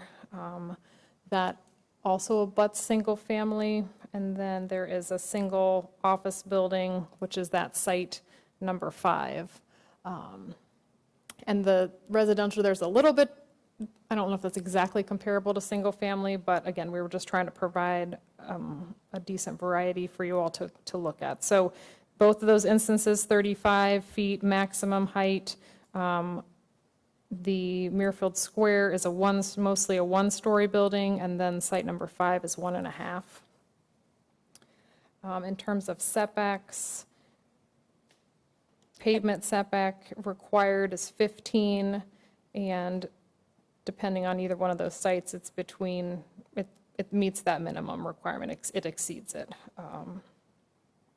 And then the building setback is that 1/4 of the building height and the length requirement, which again, because those are really older buildings, I don't have the exact height of those. That was a problem for a number of these, is like the maximum height of what they built. I don't have a lot of that because it's pretty old, which is why in some instances it's just a number of stories. But they're between 45 and 130, again, depending on how the buildings were placed. But that exceeds what the minimum requirement would have been. Then we also included further south on Muirfield. So number 6 is I call it the Shops at Athenry. That's not actually what it's called anymore. I'm dating myself for having worked here for so long. And then number 7 is Brookdale, that's a senior living facility, and then number 8 is an office user. And those all have that same 35-foot requirement, and the number of stories are between 1 and 2, depending on the building. The pavement setbacks for those 3, all required, are 30, and they meet those requirements. Building setback is 50. And that what was built ranges between 50 and 100. And that Brookdale one actually is closer than 50, so I don't know how that happened, but that's been there for some time. So again, that's even less than what the requirement is. And then we included 2 sites on Post Road that are really small developments, but abut or back up to single family as well. And let's see here. The one on the corner of Post Road that one had the building height with, if you had 2 stories, then your pavement setback was 30. If you had 1 story, it was 15. So they built a 1-story building, and that meets that 15-foot setback requirement.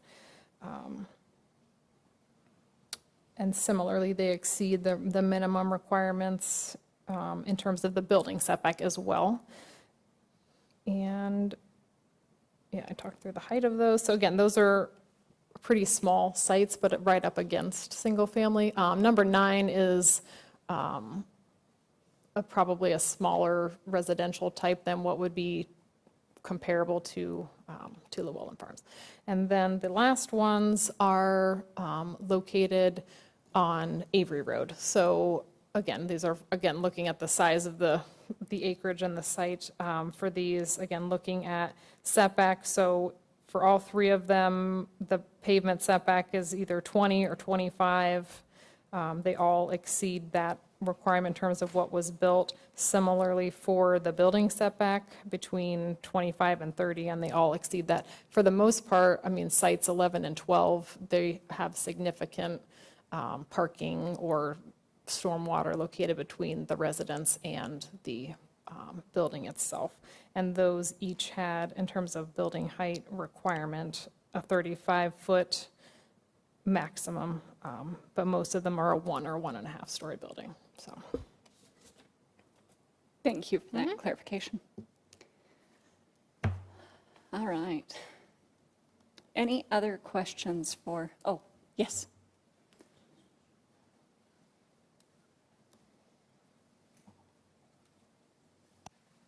My name is Ed Erfurt, E-R-F-U-R-T, 4212 Haymaker Lane. Now, we've heard about a 35-foot maximum height. Is that the ridge line? Or is there, what is eligible to exceed 35 feet? We're talking about mechanicals, chimneys. I have heard nothing tonight about electrical. Last thing we want to have in our neighborhood is a big spotlight up all night long. So I'm concerned because I think the 35-foot height is not to the ridge line. so it depends on the roof type that is constructed. So for a pitched roof, it is to the midpoint of the eave. It'd be in the center, so Yeah. it's, Mm-hmm. you If could it's- have if it's a another flat roof- 20 feet above that 35-foot if you have a peaked roof, is that correct? So again, it depends on how they would construct that. So in the draft, we looked at establishing that roof pitch requirement, so you couldn't have a really steep roof making the building significantly taller. Are churches, you were asking about height locations. There are churches in residential areas that are well above 35 feet, and they have pitched roofs, or Brand Road. Well, in this instance, churches are not a permitted use. But as I mentioned, it depends on the roof type, what that height is. If it's a flat roof, then it's to the roof deck. So that would be the maximum height. And again, for a pitched roof, we added language that then would try to limit what your roof pitch is. So you're not, again, getting a significantly steep roof so that it makes the building significantly taller. So how the roof is measured is consistently applied throughout the city for all buildings. So if it's a 35-foot maximum, if it's a pitched roof, that's how it will be measured, no matter whether it was 25. I mean, that's ultimately how the code is outlined. We have consistent application. It makes a difference, though, when you're in a neighborhood and you have to look at that through your backyard, even with trees, because trees die and you put in a new tree, and what do you put in? You put in the cheapest tree you can put in, which is 3 feet tall and grows an inch a year. And the lighting, illumination, I've heard nothing about illumination. Is that part of this zoning? Yes, that would be included in here, and let me look at what those specifically say. Again, largely, it's looking at making sure that parking lot lighting is shielded and how that is applied within the parking lot so that, again, it's not negatively impacting surrounding property owners. Let's see here. Yeah, so there are, standards, and again, this is fairly consistent with how we are applying lighting throughout the city, and there are limitations about, at the property line, making sure that light trespass is not happening on adjacent properties as well. So that's included in here as well. Thank you. Mm-hmm.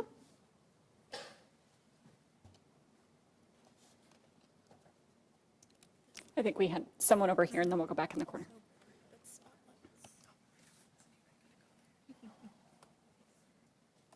Merlina Galbraith, 4203 Hertford Lane.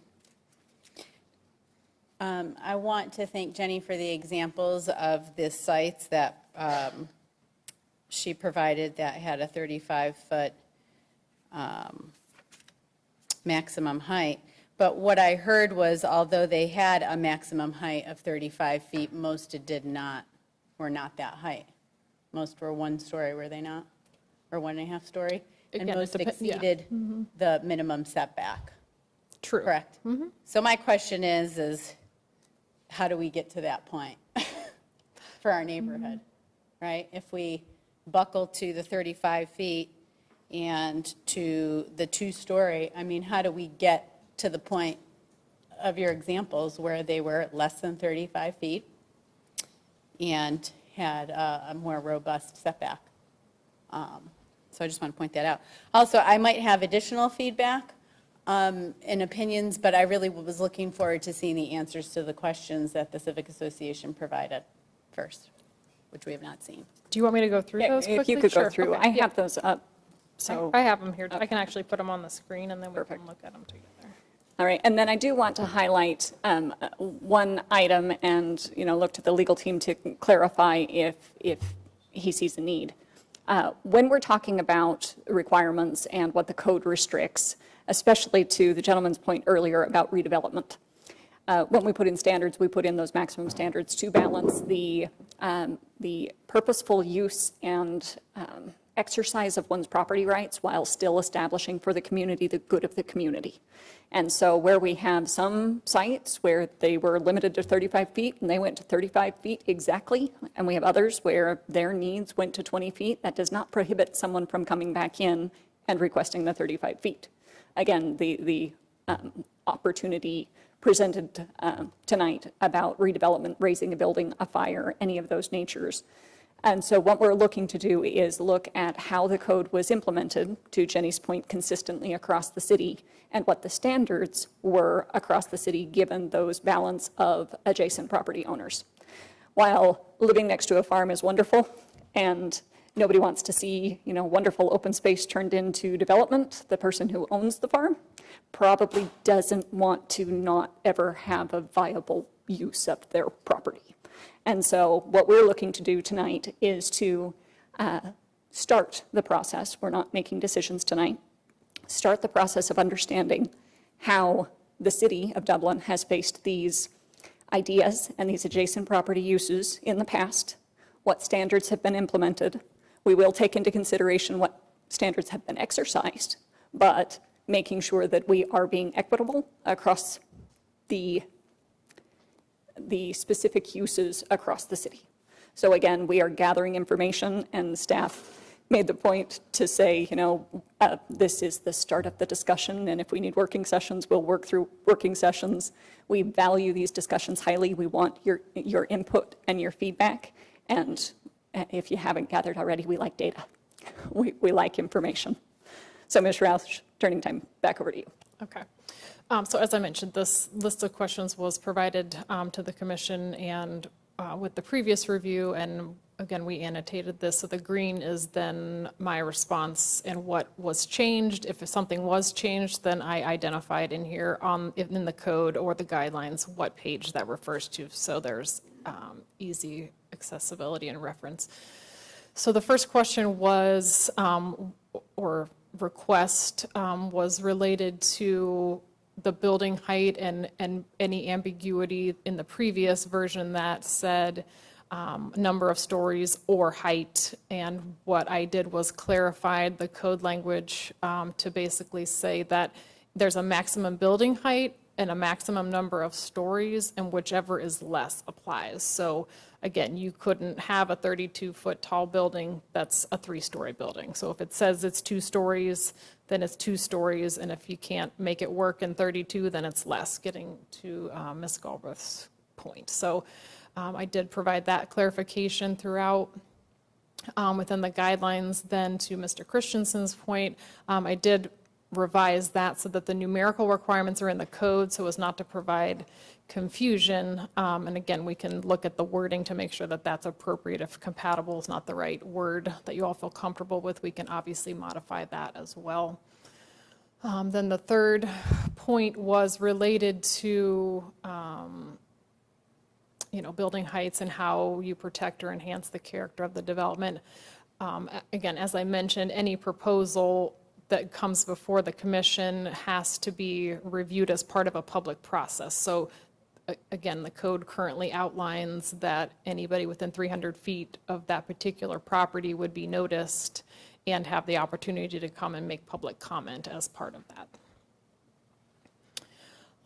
Again, in terms of the sloped roof for a two-story building, how do we make sure that that's more neighborhood friendly? As I mentioned, the code, I modified that on page 14 to then include roof pitch requirements for the commission's consideration, again, that get to that point, so that, again, you can't be too steep or too shallow, that you really want that to fit in with what's surrounding if you're going to do a pitched roof. So that has been added as well.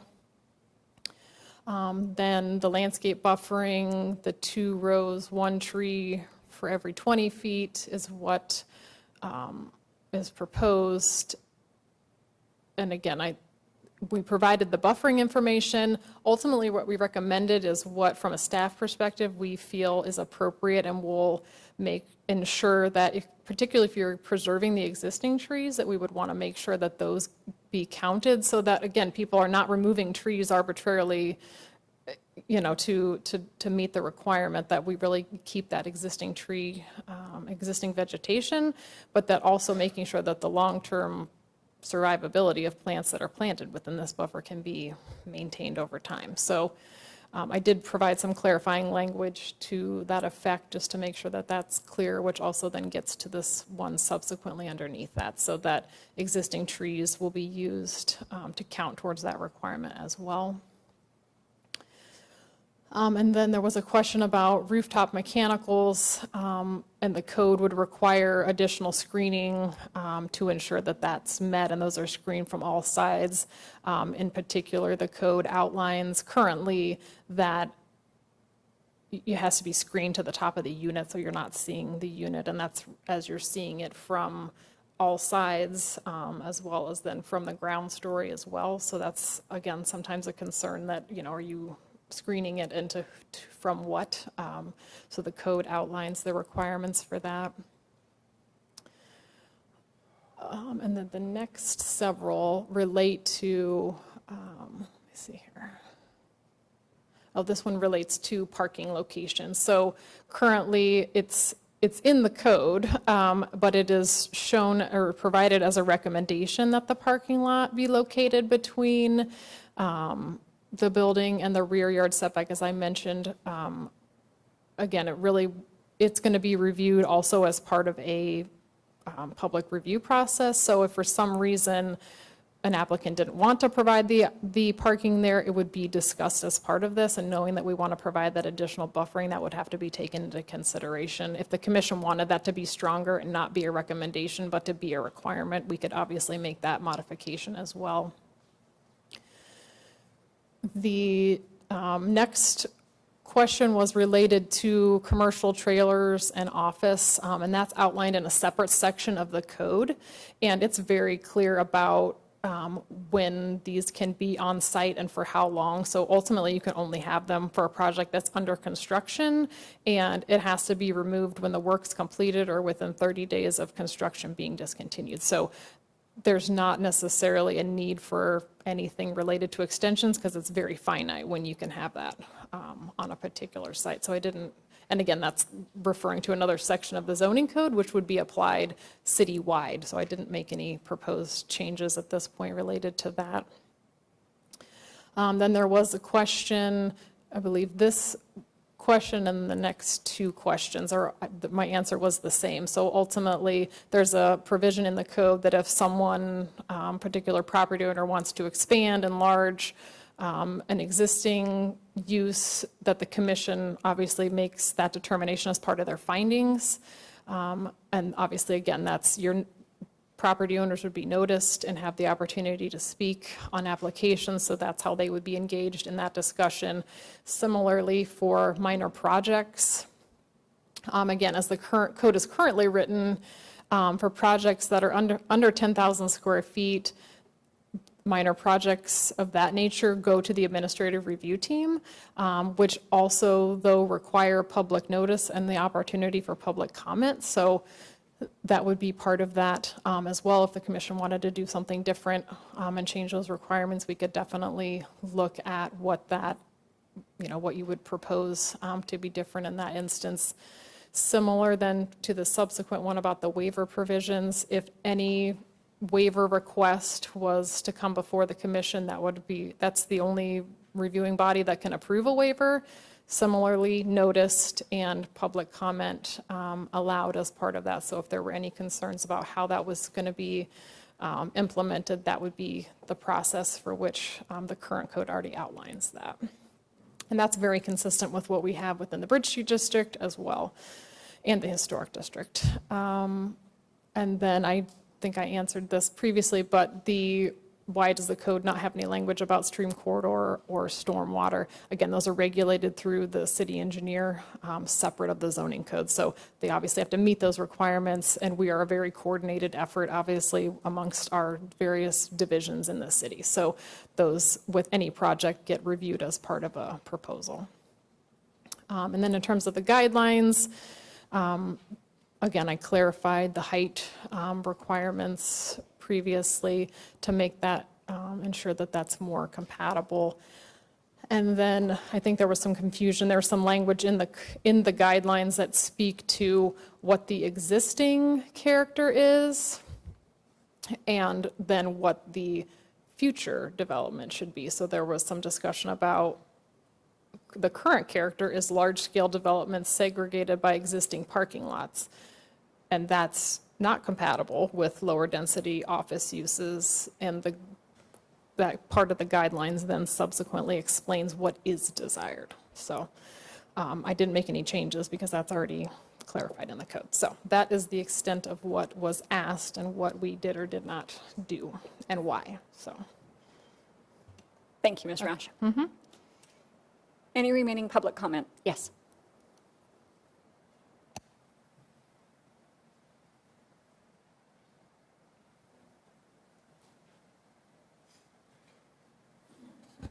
My name is Joe Adams, 5796 Chatterfield Drive. And I don't remember exactly when this was, but 10 to 15 years ago, there was a proposal to bring in a nursing home type of situation into that property. And one of the major concerns of the residents was noise. And I noticed that with today's information, the developer has suggested an institutional type use of that property. And I have real concerns. Office space is not a problem for the most part, but an institutional such as a nursing home, you're going to have ambulances coming in there all times of the day and night, flashing lights and all those kinds of issues. And those are going to disturb the neighborhood. So that is one of my major concerns, and I don't know that that's been brought up in the past. So just to let you know that that is a concern. Thank you. Thank you, Mr. Adams. All right, any remaining public comment this evening?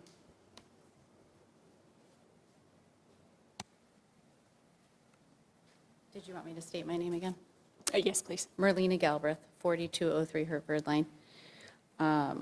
Jenny, I missed this section with regards to the question with regards to the HVAC being on the roof. Does that get added to the 35 feet maximum height, or does that go below? So again, those two requirements are measured a little bit, they're measured separately, but again, ultimately it would have to be screened, and you would be needing to make sure that it's not increasing the height of the So it would have to be under the 35 feet threshold, if it's a maximum of 35 feet. Like if it was sorry, 32 feet. Let me look at.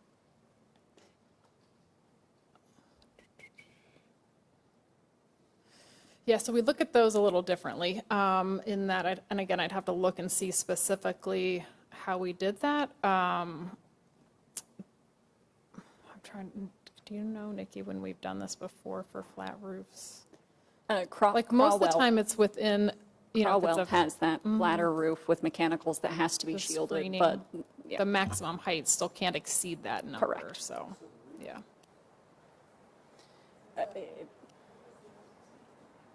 So no, in most instances, they're going to be underneath that maximum number. I mean, the goal is to not artificially raise the height of the building. So maybe clarification on what the screening entails could be helpful to understand, does that increase roof height? Because the screening isn't necessarily part of the roof, but it's on the roof. Right. And obstructs view of those mechanical items. So it's not like you can take a 32-foot roof and then put a mechanical unit and then raise the roof line 4 feet to screen the that's not allowed. But if the mechanical unit is set back 15 feet from the edge of the roof and it's a flat roof and you have a 32-foot roof that already shields because there's an elevated lip, then that would be okay. But those two items are separate from one another. Yeah. So you can't just add mechanical screening on top of the 32 and say, that's not my roof, that's my mechanical screening. Okay. Right. That's not allowed. And most times on a flat roof, the building is sloping in, to your point. So the mechanical that's there is, again, it's going to be screened just by the nature of how the building is designed and drained. And if it's a sloped roof and the mechanicals are in a pit, you're already, I mean, that's already part of your height. So again, in the end, I think what you're asking is it's not going to be artificially raised by allowing that. So. Okay, and then my second comment is as it relates to the negotiation that we've kind of gone through over the last year with staff being kind of in the middle between the residents and NRI. And the reason for a lot of our numbers, I guess you'd say, with regards to height and setback, did derive from some real forethought on how we can come to some sort of agreement, how we could look like some of the other areas that abut commercial, where commercial abuts residential, but still also allow the developer to be able to do something good with their property. In our calculations with our building setback and height recommendations, and because the parking does get reduced, we calculated that the developer would actually be able to increase their the size of their development by 32%. And I was wondering if you guys verified that. Because when we look at that, you know, it's hard to, I mean, we're trying to be reasonable in our requests. Obviously, I mean, I'm a investor, property investor, so, you know, we do have some thought. We're not just thinking about ourselves. I mean, we do want to come to some sort of compromise, and we feel like we did that with our request. So did anyone verify that? Well, and I guess I didn't answer Mr. Christensen's question as part of his public comment. So again, the two scenarios that we provided for the capacity, one under the SO and one under the MUR4, are showing us the same square footage, so 45,000 square foot two-story office building is what we were showing in both instances to compare.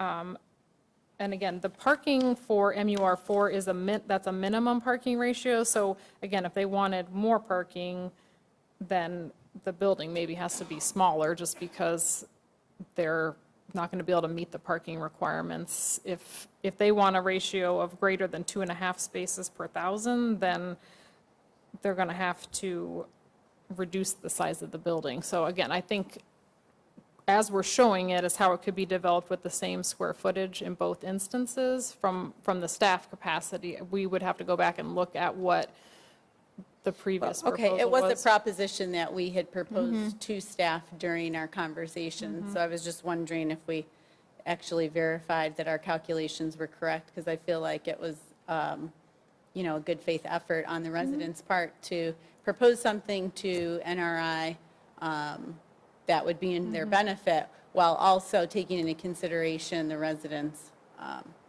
behind them. So Okay. just wondering if Okay. we can get verification on that. Sure. And that was previously shared also with the NRI property owner too, so, and I don't, maybe you want to speak to that, Matt, if you're able. If not, we can look at that for future discussion. Jenny, can we get that for the Planning and Zoning Commission to take a look at? Because their proposal is worth reviewing. It was in your packet from the June meeting, honestly, that same discussion was part of. Okay, I didn't the see it in submission. this. Yeah. Yeah, we need to make sure that we carry those over. Thanks. All right, we want to ensure that everyone who wants to be heard is heard, but we have a half an hour, and our rules state that we can't introduce the next item after 10:30. So is there anyone else, applicant, I know that you're still there. Is there anyone else who would like to speak to the commission, public comment? All right. Mr. Cole.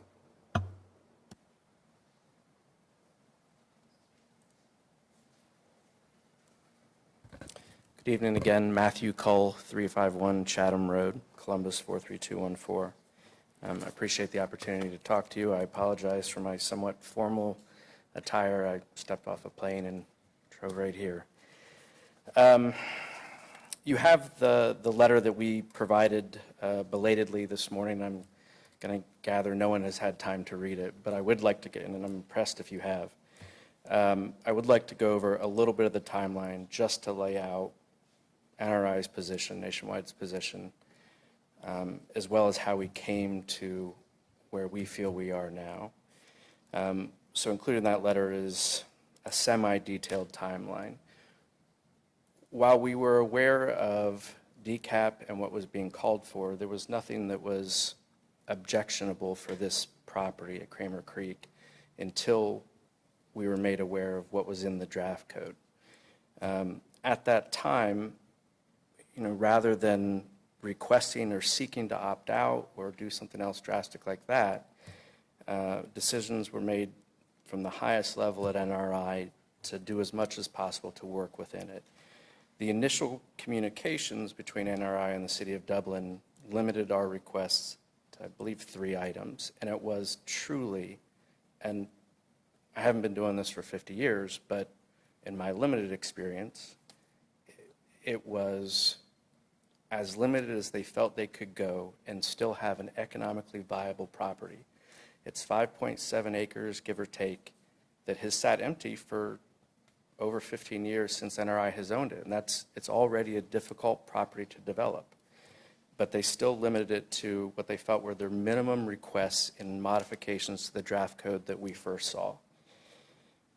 Negotiations seemed to progress for 5.5 months or so, beginning in August. We agreed to meet with the Llewellyn Farms Civic Association, right?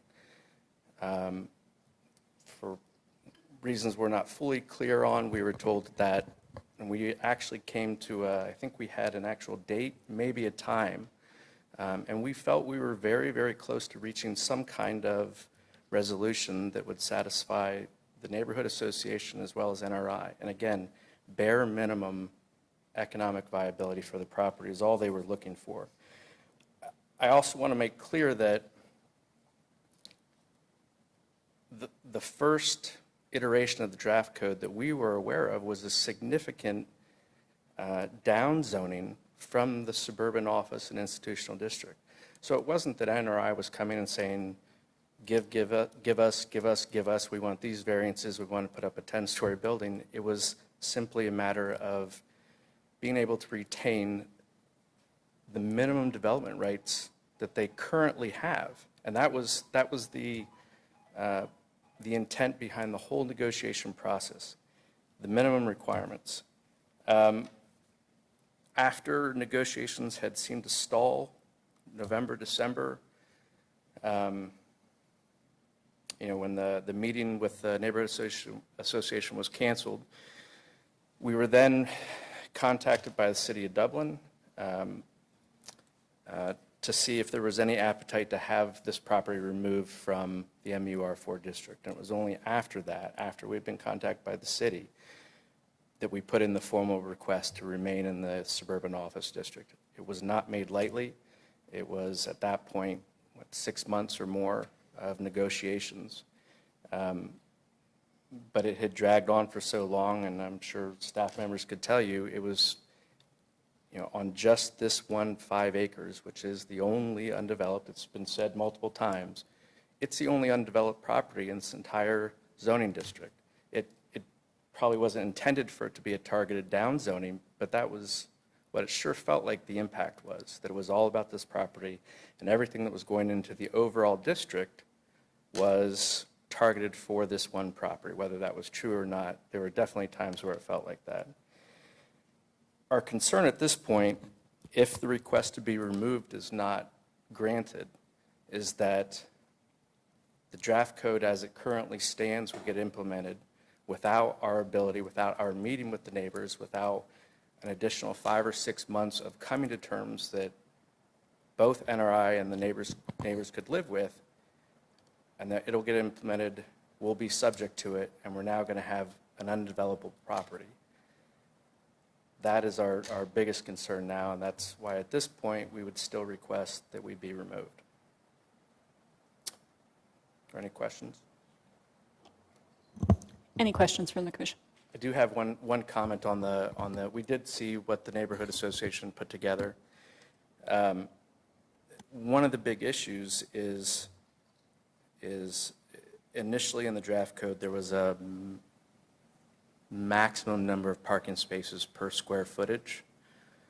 And I think it was at 2.5, is that right? That's the minimum requirement. So there was a maximum. Not much higher. Okay. So one of the problems from just from a viability perspective is for office space, you want a minimum of 5 to 6. You want it in that range. And you can't park, what they're saying and populate it with office workers at the parking that was, the ratio that was presented in that. So it still was a very drastic reduction. And I'm happy to answer any questions, and I have someone from NRI here that if there are questions that you have that I can't answer, I'd be happy to answer. Thank you, Mr. Cole. Questions? I have one.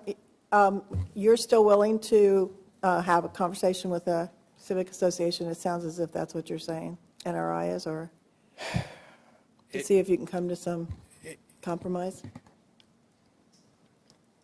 At this point, it would be our preference to remain suburban office district.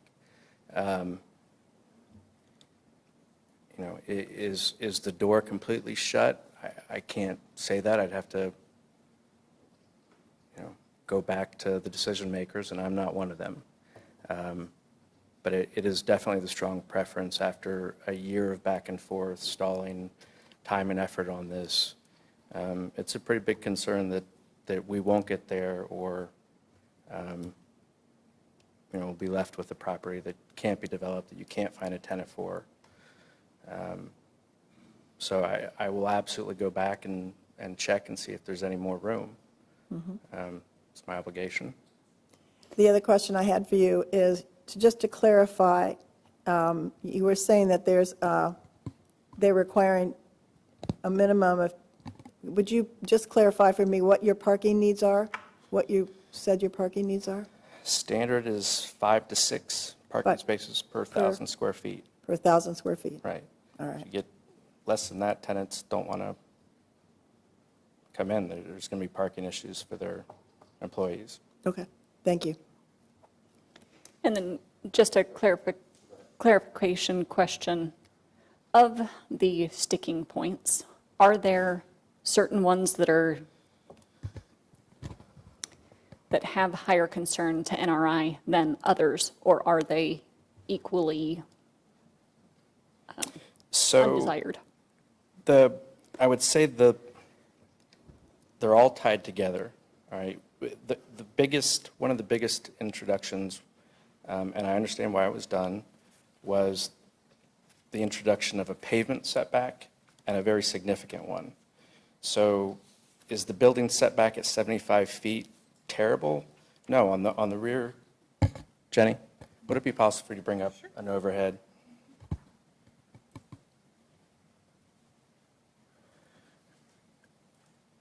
Jenny, while you're bringing that up, Mr. Schneer, did you have a? Well, it's related. People have acted in themselves, which is admirable, and I don't want to feel reductive, but is there a bid-ask spread? What are the salient fall on your short points for both the association and the property? And that may not be something you can just rattle off right now, but. I'm sorry, I didn't mean to interrupt. No, it just seems that So that's, and I commend the staff for mediating. They, yeoman's task, they're probably sick to death of hearing of Kramer Creek property. To the best of my recollection, and last week I went through hundreds of emails. One of the last sticking points was on the 35-foot pavement buffer in the rear. And to answer the question of, is there one thing that's more important? No, it was the combination of all of them. If we had been able to give on one, I think at one point we just said we would like the 25-foot rear pavement buffer or around. And what we heard from staff was our landscape planners are telling us that, you're going to have difficulty meeting the landscape requirements in that 25 feet. Our comeback to that was, let us hit that. Let NRI, achieve that. That's up to them to achieve it. They're going to have to do both. And they thought they could do it. They thought they could do it fairly easily within the 25 feet. But when you added the 35 feet plus, the additional setbacks, then it became very, very difficult. Does that answer your question?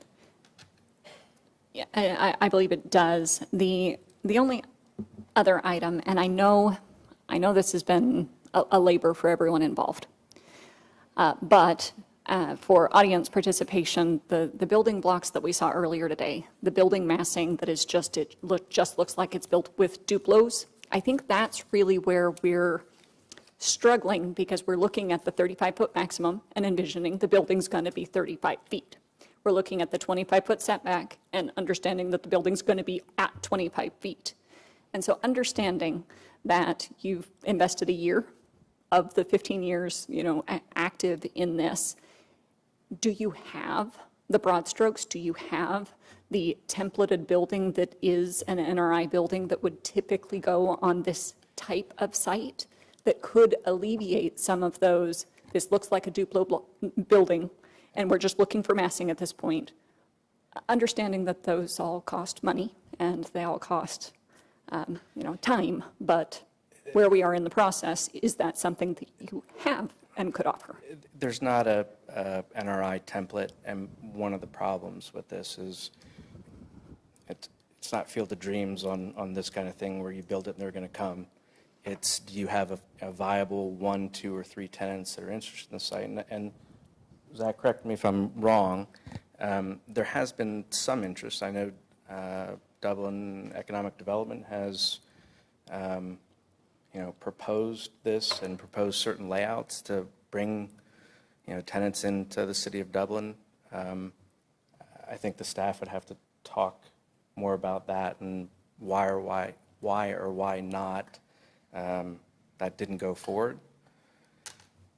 So,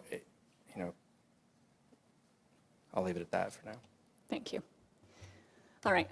So do you have any questions for us at this point in time that haven't already been answered this evening? I understand that the application or the request out there to remain in SO is still outstanding, and there has been a request to say, hey, is there opportunity to go back to those decision makers and say, is the foot still in the door? I'll never say no to that. Okay. I think we all would agree and really worked towards something that was mutually acceptable. So I'll say, yes, the door is always open. The strong preference at this point is to be left out of the MUR4. Understood. Ms. Roush, back to you. This is not the last time we're going to see this. This is far from the last time we're going to see this, understanding that expediency is also appreciated. But as far as next steps, obviously anything that comes before the public is public noticed to those residents within 300 feet, as you've covered amply this evening. But as far as next steps, I imagine you'll be in contact with the parcel owner and with the residents. If the documentation could be published to both parties, that would be appreciated, and then on the website for public accessibility. Is there anything else that staff needs from us at this point in time, understanding that we're going to have some working sessions to discuss the minutia? Okay. No, that was going to be one of my questions was, I mean, again, let's get to those next steps of trying to see if there's an opportunity for everyone to meet and discuss this a little bit more in detail to see if there is potentially an opportunity for there to be some still compromise struck that maybe everybody can be happy with, or compromise on either end. And then we'll look forward to what a schedule might look like. And again, maybe a special meeting amongst you all to talk this through and review this depending on agenda. So let's see what that looks like, just so we can keep it moving. But want to be, aware and cognizant of your time and opportunity as well. Is there any other information that you all would like to see moving forward? It's a lot to digest, so it's a good thing that you now, again, if we leave it as it is currently and you all have time to continue to look through that might help you as well. The only call out that I would have personally, and I've looked at the commission to see if there's appetite for this, is the qualifications or the request for residential standards to actually be called out in numerical values. Okay. That I think is helpful, because if residential value is 35 and the, sure, then there's no need to make modifications or compromise. Okay, that makes sense. All right. Okay, thank you all very much. Thank you, and we look forward to seeing that again. And we made it. 15 minutes. So, all right. We're going to jump back to new case 3. Commission members, do you need a bio break? 5 minutes to... I know some of you have gotten up, so I wanted to at least offer. I'm just going to read in the next case. Case 3, the Country Club at Muirfield Village at 8715 Muirfield Drive, case 21-085 AFDP, amended final development plan. This application is a request for the construction of platform tennis courts, a warming hut, pool patio, expansion, and associated site improvements. The 79.66 acre site is zoned Plan Unit Development Muirfield Village and is west of the intersection of Muirfield Drive with Whittingham Drive. Mr. Hatchell. Good evening again. Would we like to wait for Mr. Fishman? Or we're quorum, so I think we're okay. Excellent. Well, this is our last application of the evening. I appreciate everyone sticking through with our first in-person meeting, so I will try to keep this brief in the essence of time. So this is an application for an amended final development plan for the Country Club at Muirfield Village. This is phase 2 of the improvements that are being proposed at this site. The site is highlighted in yellow on the screen. This is located within the Muirfield Village Plan Unit Development District and is one of 2 golf courses within the Muirfield Village PUD. This was zoned in the 1970s as well. Additionally, there is no development text that exists for this golf course. So everything on the site is considered compliant, and in cases where development standards are specifically defined, compliance with the zoning code is required. And shown as a close-up aerial of the site that we're looking at today, the 2 boxes that are in yellow are the areas of consideration for this project. As stated, this is phase 2 of the Country Club of Muirfield Village's proposed improvements. The phase 1 improvements were approved in September of 2020 with the addition of 4 pickleball courts and then modifications to the existing clubhouse and pool house. So to brief overview of what this project will entail, it does include the addition of 2 platform tennis courts and a facility to combine all of that together.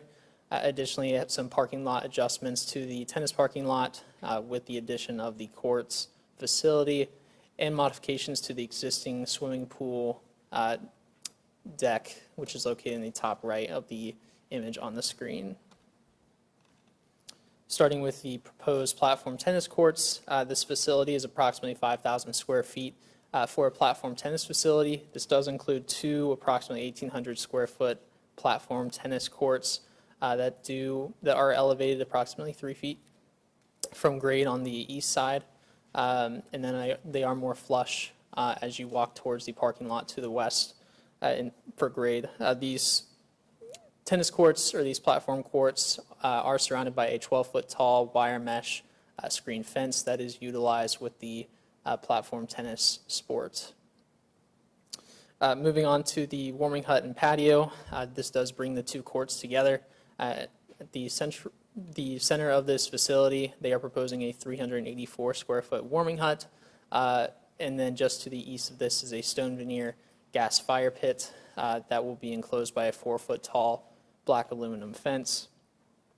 And finally, they are proposing modifications to the existing parking lot to the west of these improvements. They are proposing the removal of 24 parking spaces, so this would decrease the existing parking counts from 280 spaces to 253 spaces. The zoning code does not have a specific designated parking calculation for golf courses, and since the site is located within a PUD, a minor text modification is required to allow for the decrease in parking counts for the site. Additionally, and this green line does not accurately represent the location of this sanitary line, but there is an existing 8-inch sanitary line that runs through where the north platform court is proposed. This has been reviewed with our city engineer, and they have provided some conditions of approval as they are okay with the location of this north court, as long as the applicant continues to work with our engineering staff to alleviate any potential issues that may arise during construction of this platform court, as well as obtaining an easement encroachment agreement with the engineering department. Shown on the screen is a rendering of the proposed character for the platform tennis courts. These courts will be in a stadium blue, Nova green, and gray material color. And as you can see, they will be provided with lighting for shoebox light fixtures surrounding the court. The warming hut and patio, you can see the 14-foot tall treated wood warming hut and a mocha stain. And then the roof will be a bronze standing seam roof. And then off to the left of the photo, you can see the stone veneer gas fire pit with gray lounge chairs provided around it. Additionally, the decking material that you see surrounding this area has not been verified, so the applicant should work with staff to determine the final decking material as they move forward in their application. Shown on the screen is the proposed swimming pool. The applicant is proposing to expand the existing pool deck approximately 4,000 square feet, which you can see in the blue highlighted areas on the screen. This does include 2 raised stamped concrete slabs to the north, which would be to the right on the screen, as well as adding a stamped concrete area to the existing concrete deck. The remainder of the improvements will match the concrete that's existing throughout the pool deck. Additionally, the applicant with these improvements is proposing to modify the existing layout of the fence that is the barrier around this pool facility. They'll be moving the fence approximately 10 feet to the east, and that's on the bottom of the screen. They'll only be modifying the east side of this fence, they'd be removing the existing fence line, which is in dashed line, and then salvaging that to expand the fence. So the applicant should definitely work with staff to verify that any new fencing material matches the existing relocated fencing and meets the zoning code requirements for fencing. Finally, the applicant did provide a tree preservation plan for this area of improvement. The proposed improvements will not affect any mature trees within this project area. However, the applicant should work with staff to provide a tree preservation plan for the platform tennis courts project area that was not provided with the submittal. Additionally, staff is recommending that some landscaping be provided with this application, and they should continue to work with staff to provide that as they move forward. Shown are the proposed furnishings. I won't go into too much detail. As you can see what these currently look like, some of the colors may vary. The cabanas will be aluminum with a black fabric, and the pergolas at the center of the screen will be a teak wood finish, also aluminum. And then you can see the additional seating arrangements and tables throughout the pool area. And shown is just a character to show what these improvements will look like with the added furnishings. So staff has reviewed this application to the minor text modification criteria for the decrease in parking to 253 parking spaces, as well as the amended final development plan criteria, and are recommending approval of the minor text modification. And it would state the country club in Muirfield Village shall be required to provide a minimum of 253 parking spaces unless otherwise approved by the Planning and Zoning Commission. So that number could change should it be brought back to the commission at a future date. And then approval of the amended final development plan with the 8 conditions shown on the screen. I am happy to answer any questions that our commission members may have. Otherwise, our applicant is here, and I appreciate them sticking through to the end for this. Thank you. Thank you, Mr. Hanschel. Any questions from the commission on this application? Mr. Schneer. A couple questions on the fence. Are they going to, is the intent to reuse most of the fence that's going to be moved? They're going to, and then, and as necessary, replace it with new fence? And if so, if they were if it were all new fence, would it comply with our current code, or was this was built long enough ago that the code may have changed since then? Yeah, I would look to our applicant to verify what that current fence is. It would, the way we have the condition written, they would be required to meet the current standards for this fencing, and they are proposing to salvage the fencing that they're removing and replace that along the new barrier line. Also a question on the fence, the illustration that you had for the 10-foot move on the east, I think you said east side, did look like it perhaps impacted those 2 trees there at the very bottom of the red line, unless I'm reading that incorrectly. But I thought you called out that there was no impact to tree preservation. I will defer to our applicant to talk towards that when it does come up. The preservation and the mature trees we were talking about is within this area, so you can see to the right of the screen there's a large mature tree that will be preserved with this application, and I believe there's another one just to the north of the top, on the screen, the topmost raised slab. So there's 2 trees that are within the scope of this, but I would certainly look to Matt and his team to talk to that. Any other questions for staff at this time? We'd like to invite the applicant up. Please state your name and address for the record. Hi, yes, Matt Toddy, Architect Design Collective, 151 East Nationwide. Appreciate the opportunity to present this to you all this evening. Thanks, Mr. Hanschel, for walking us through that. Regarding the first question about the trees, or the second question about the trees, the plan that you were seeing, those 3 tree symbols are not accurate to what's currently in place. There's a series of evergreen trees along the eastern border. The fence will be placed basically as far east as we can get it without impacting those existing evergreens. And then the first question, Mr. Schneer, about the type of fence, Zach is correct in the condition number 3 that all new fencing will be compliant with current zoning code, but it is our intent to reuse whatever is relocated, supplement with like product where necessary. So if that addresses those 2 questions. Thank you. Yeah. Is your intention to replace the entire fence? No. No. Oh, we're doing The existing fence will be relocated in a new place. So there'll be small segments of supplemental fence required that will match the existing spec. Yeah. I think Mr. Hanschel presented the project really well. I don't have much to add other than I will request that the commission consider two of the conditions of the approval.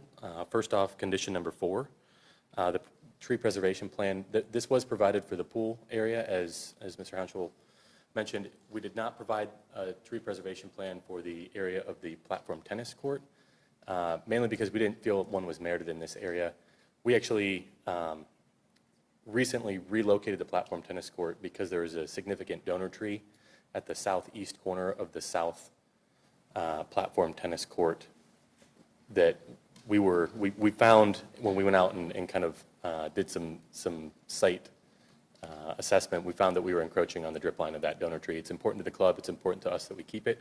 So we actually shifted the whole series of courts about 12 feet to the north to make sure that we're not impacting that tree in that area. So if the commission sees fit, we'd ask that that not be a condition of the approval. The second one would be... For clarity on that one, are you saying because there aren't any trees and therefore it wouldn't apply? The one impacted tree, we've already sort of done the due diligence in not affecting that tree. So then staff looking to you, if there is proposed application that doesn't have any trees, is there the requirement for a tree preservation study? So in regards to this condition, I don't think we were asking for additional study. We're looking for the applicant to provide updates to the plan set when they submit to ensure that trees are shown with the appropriate tree protection fencing, whether they are in or around any construction. So looking with that clarification. That totally open to that. That was my reading of condition number 6, not number 4.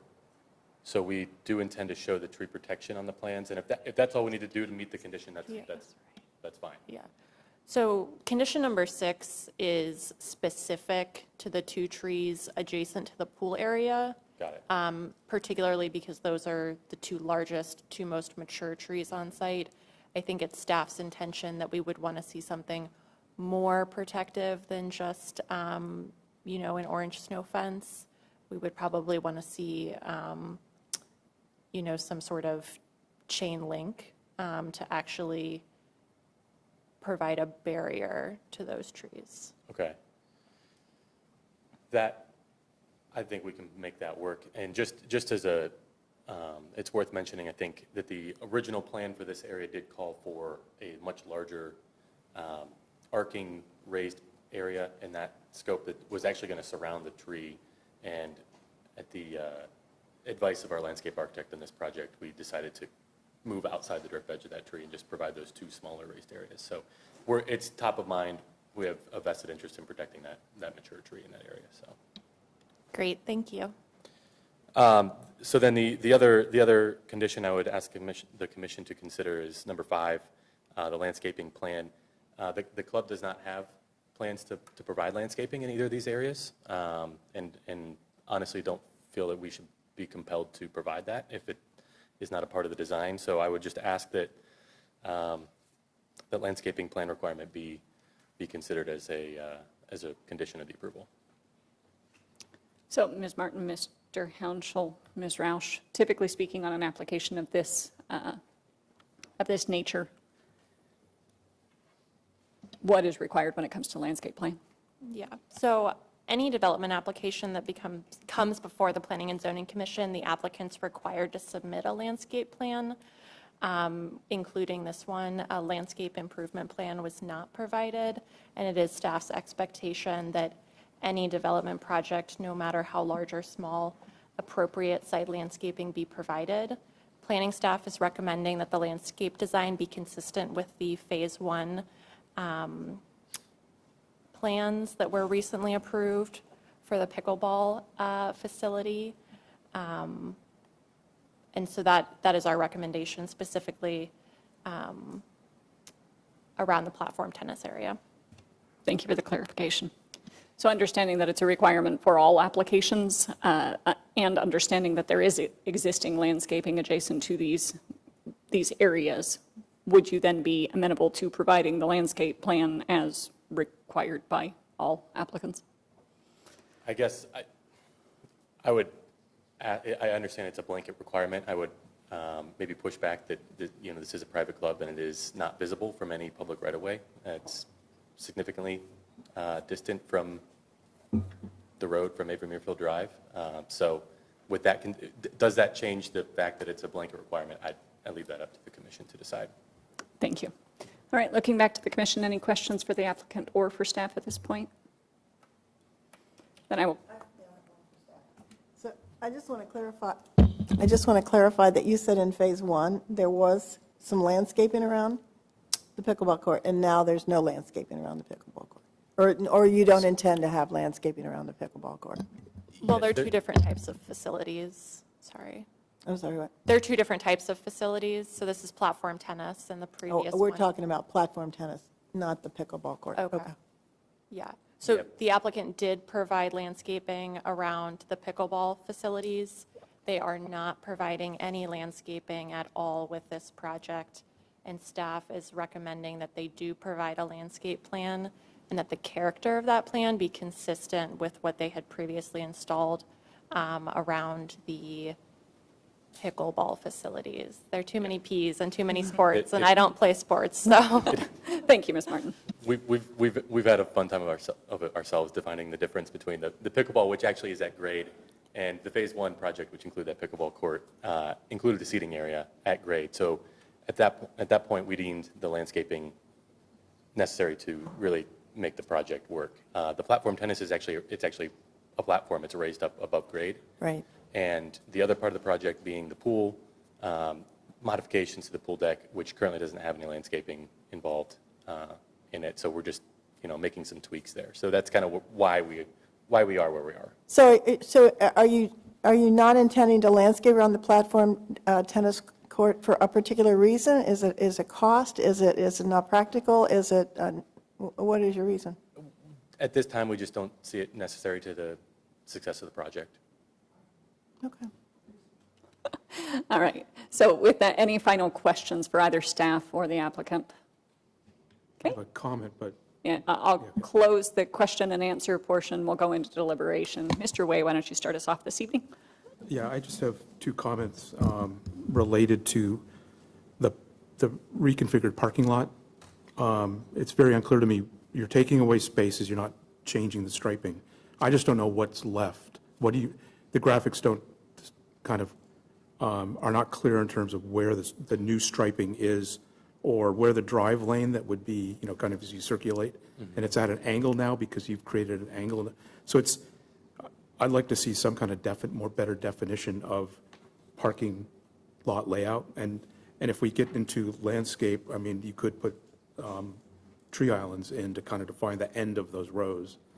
That would be a comment.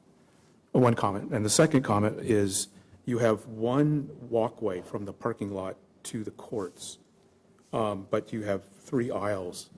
And I was thinking that it would be nice to have a walkway connection at the end of each aisle so people park their car, walk down the aisle, and they don't have to walk through the grass.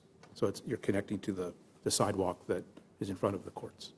Those are my 2 comments. Thank you, Mr. Way. Mr. Schneer?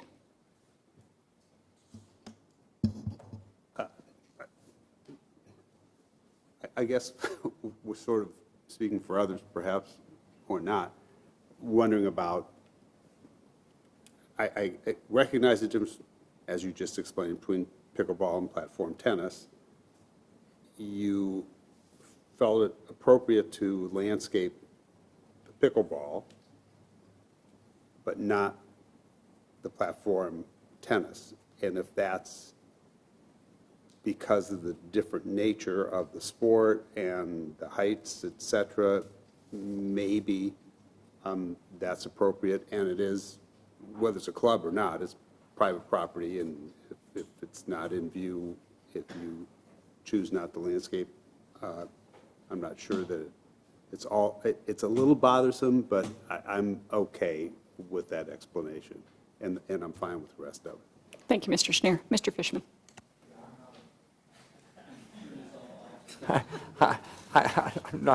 I think that's a dangerous precedent. Dublin and Muirfield are all about landscaping, and I think that the next guy comes in and says, well, Muirfield didn't have to produce a landscape plan. I'm not going to because you can't see it. So I would be really against not submitting a landscape plan, okay?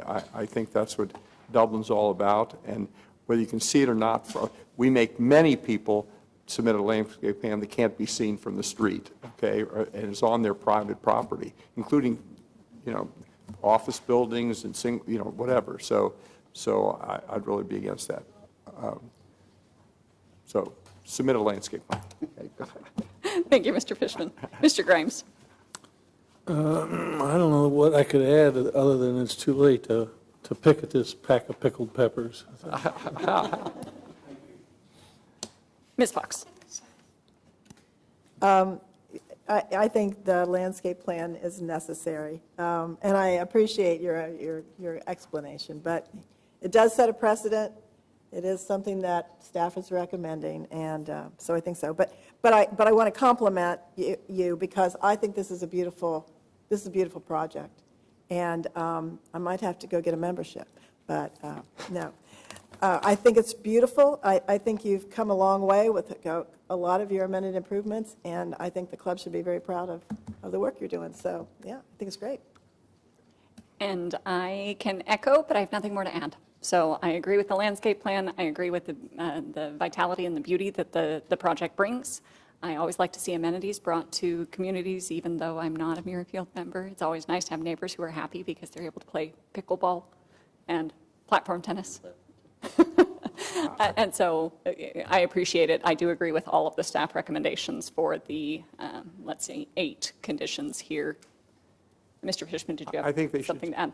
You might want to consider our landscape architect's suggestion with the paths. I think that would be minimal cost and really add to the project. But I think the project's beautiful too. The landscaping plan, it'll be dynamite. Did you have any items that you wanted clarity on from the commission this evening?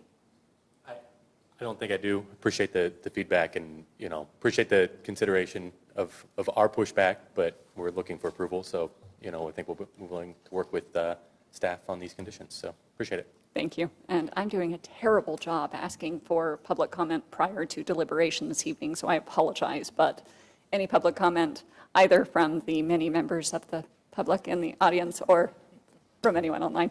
No, there's been no public comment submitted. Thank you. All right. Seeing where we are, I will entertain a motion. So move to approve the minor text modification.